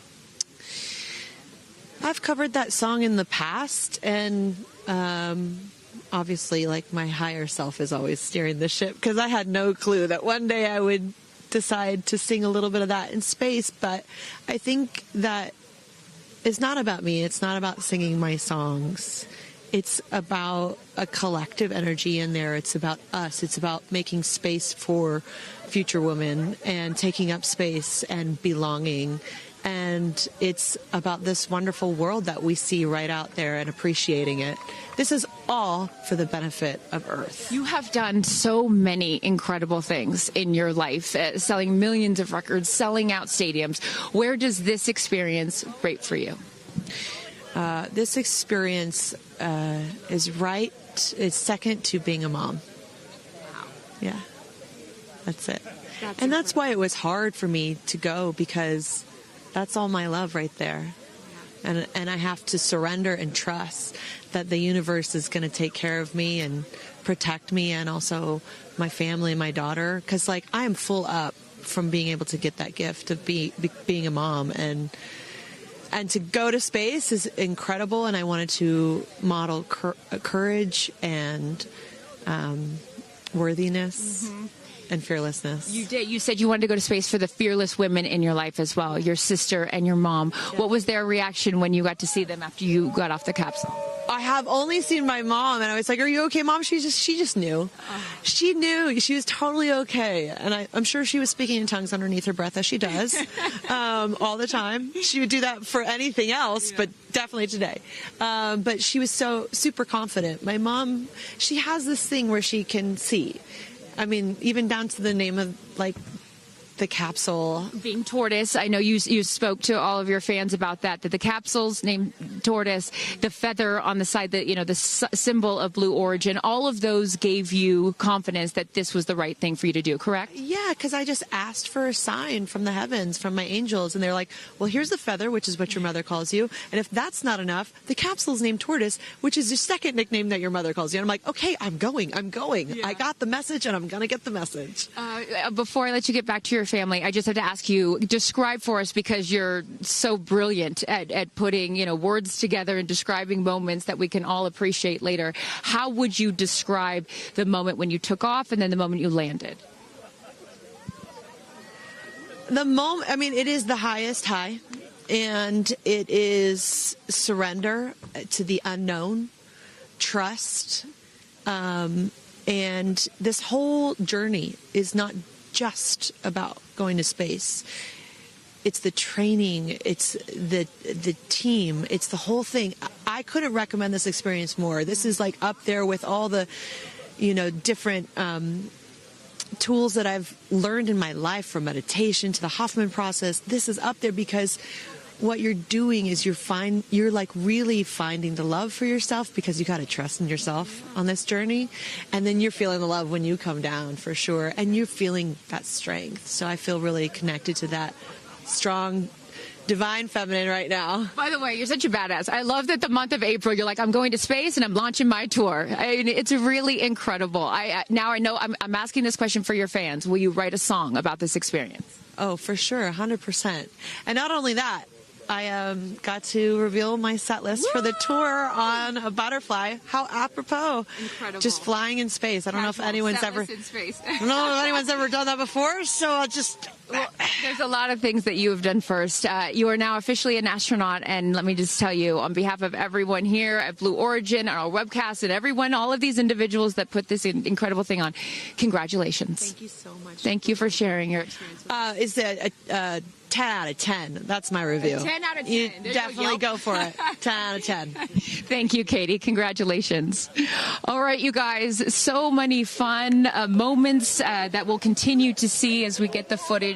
But I'm going to send it back to you and let these incredible astronauts enjoy their time with their friends and family. Thank you so much, Carissa. Wow.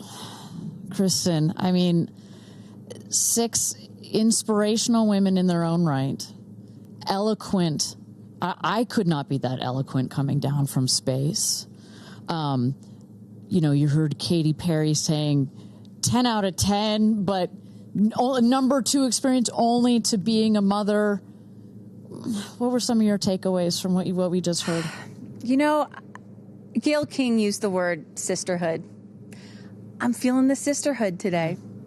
First all-female crew to space since 1963, and that was a solo mission, Valentina Tereshkova. And I'm with an all-female broadcast team here at Launch Site 1 in Blue Origin. Ariane, it has been a complete honor to work alongside you. It has been such an honor to watch all of the things that these women and their loved ones have said about what this experience means to them, because I am a firm believer that if you don't understand why people come out here to watch a space flight, it's just because you haven't seen a launch yet and you haven't been a part of this experience. And I truly believe what we witnessed here today is something that will continue to open up spaceflight and this experience for all of humanity and our little ones at home. 100%. I said it earlier. You can't be it if you can't see it. And to see these 6 women go up and the roles that they have played before, but I can't wait to see the roles that they play afterwards in their way of telling this story for the world to hear, to experience, to see. This is just the beginning. So I want to give a shout out to them, because as you saw, that is coming out of your comfort zone, whether you wanted to go to space or you're like Gayle and you didn't anticipate it. Thank you for trusting yourselves and to their families and trusting their loved ones with Blue Origin. We are very proud to do that. I'm so proud of Gayle King, too. I wonder if she's still afraid to fly on airplanes after flying to space. Have we cured her of her fear of flying? I don't know if we've cured her for getting your ears pierced. So there we go. Baby we'll take steps. That one. Let's start with that one after this not so baby step. Aw. Look at that beautiful shot. And now the party starts, right? Can we pop some champagne and celebrate a little bit later? Let's do it. It's only 9:20 a.m. It's not too early. 5 o'clock somewhere, baby. All right. What an incredible day. Just for all of us, for our astronauts, for our Blue Origin team. It was an honor to fly you to space. And if you would like to follow in the pioneering footsteps of these astronauts and purchase a seat to space, visit BlueOrigin.com and click Fly to Space. Your own journey to visit the Kármán line is much closer than you think. If you'd also like to purchase a mission patch to commemorate today's launch, head to Blue Origin Shop for patches and much, much more. For Kristen, Carissa, and Tabitha, I'm Ariane Cornell. Thank you so much for joining us. And until our next launch, Gradatum Ferociter.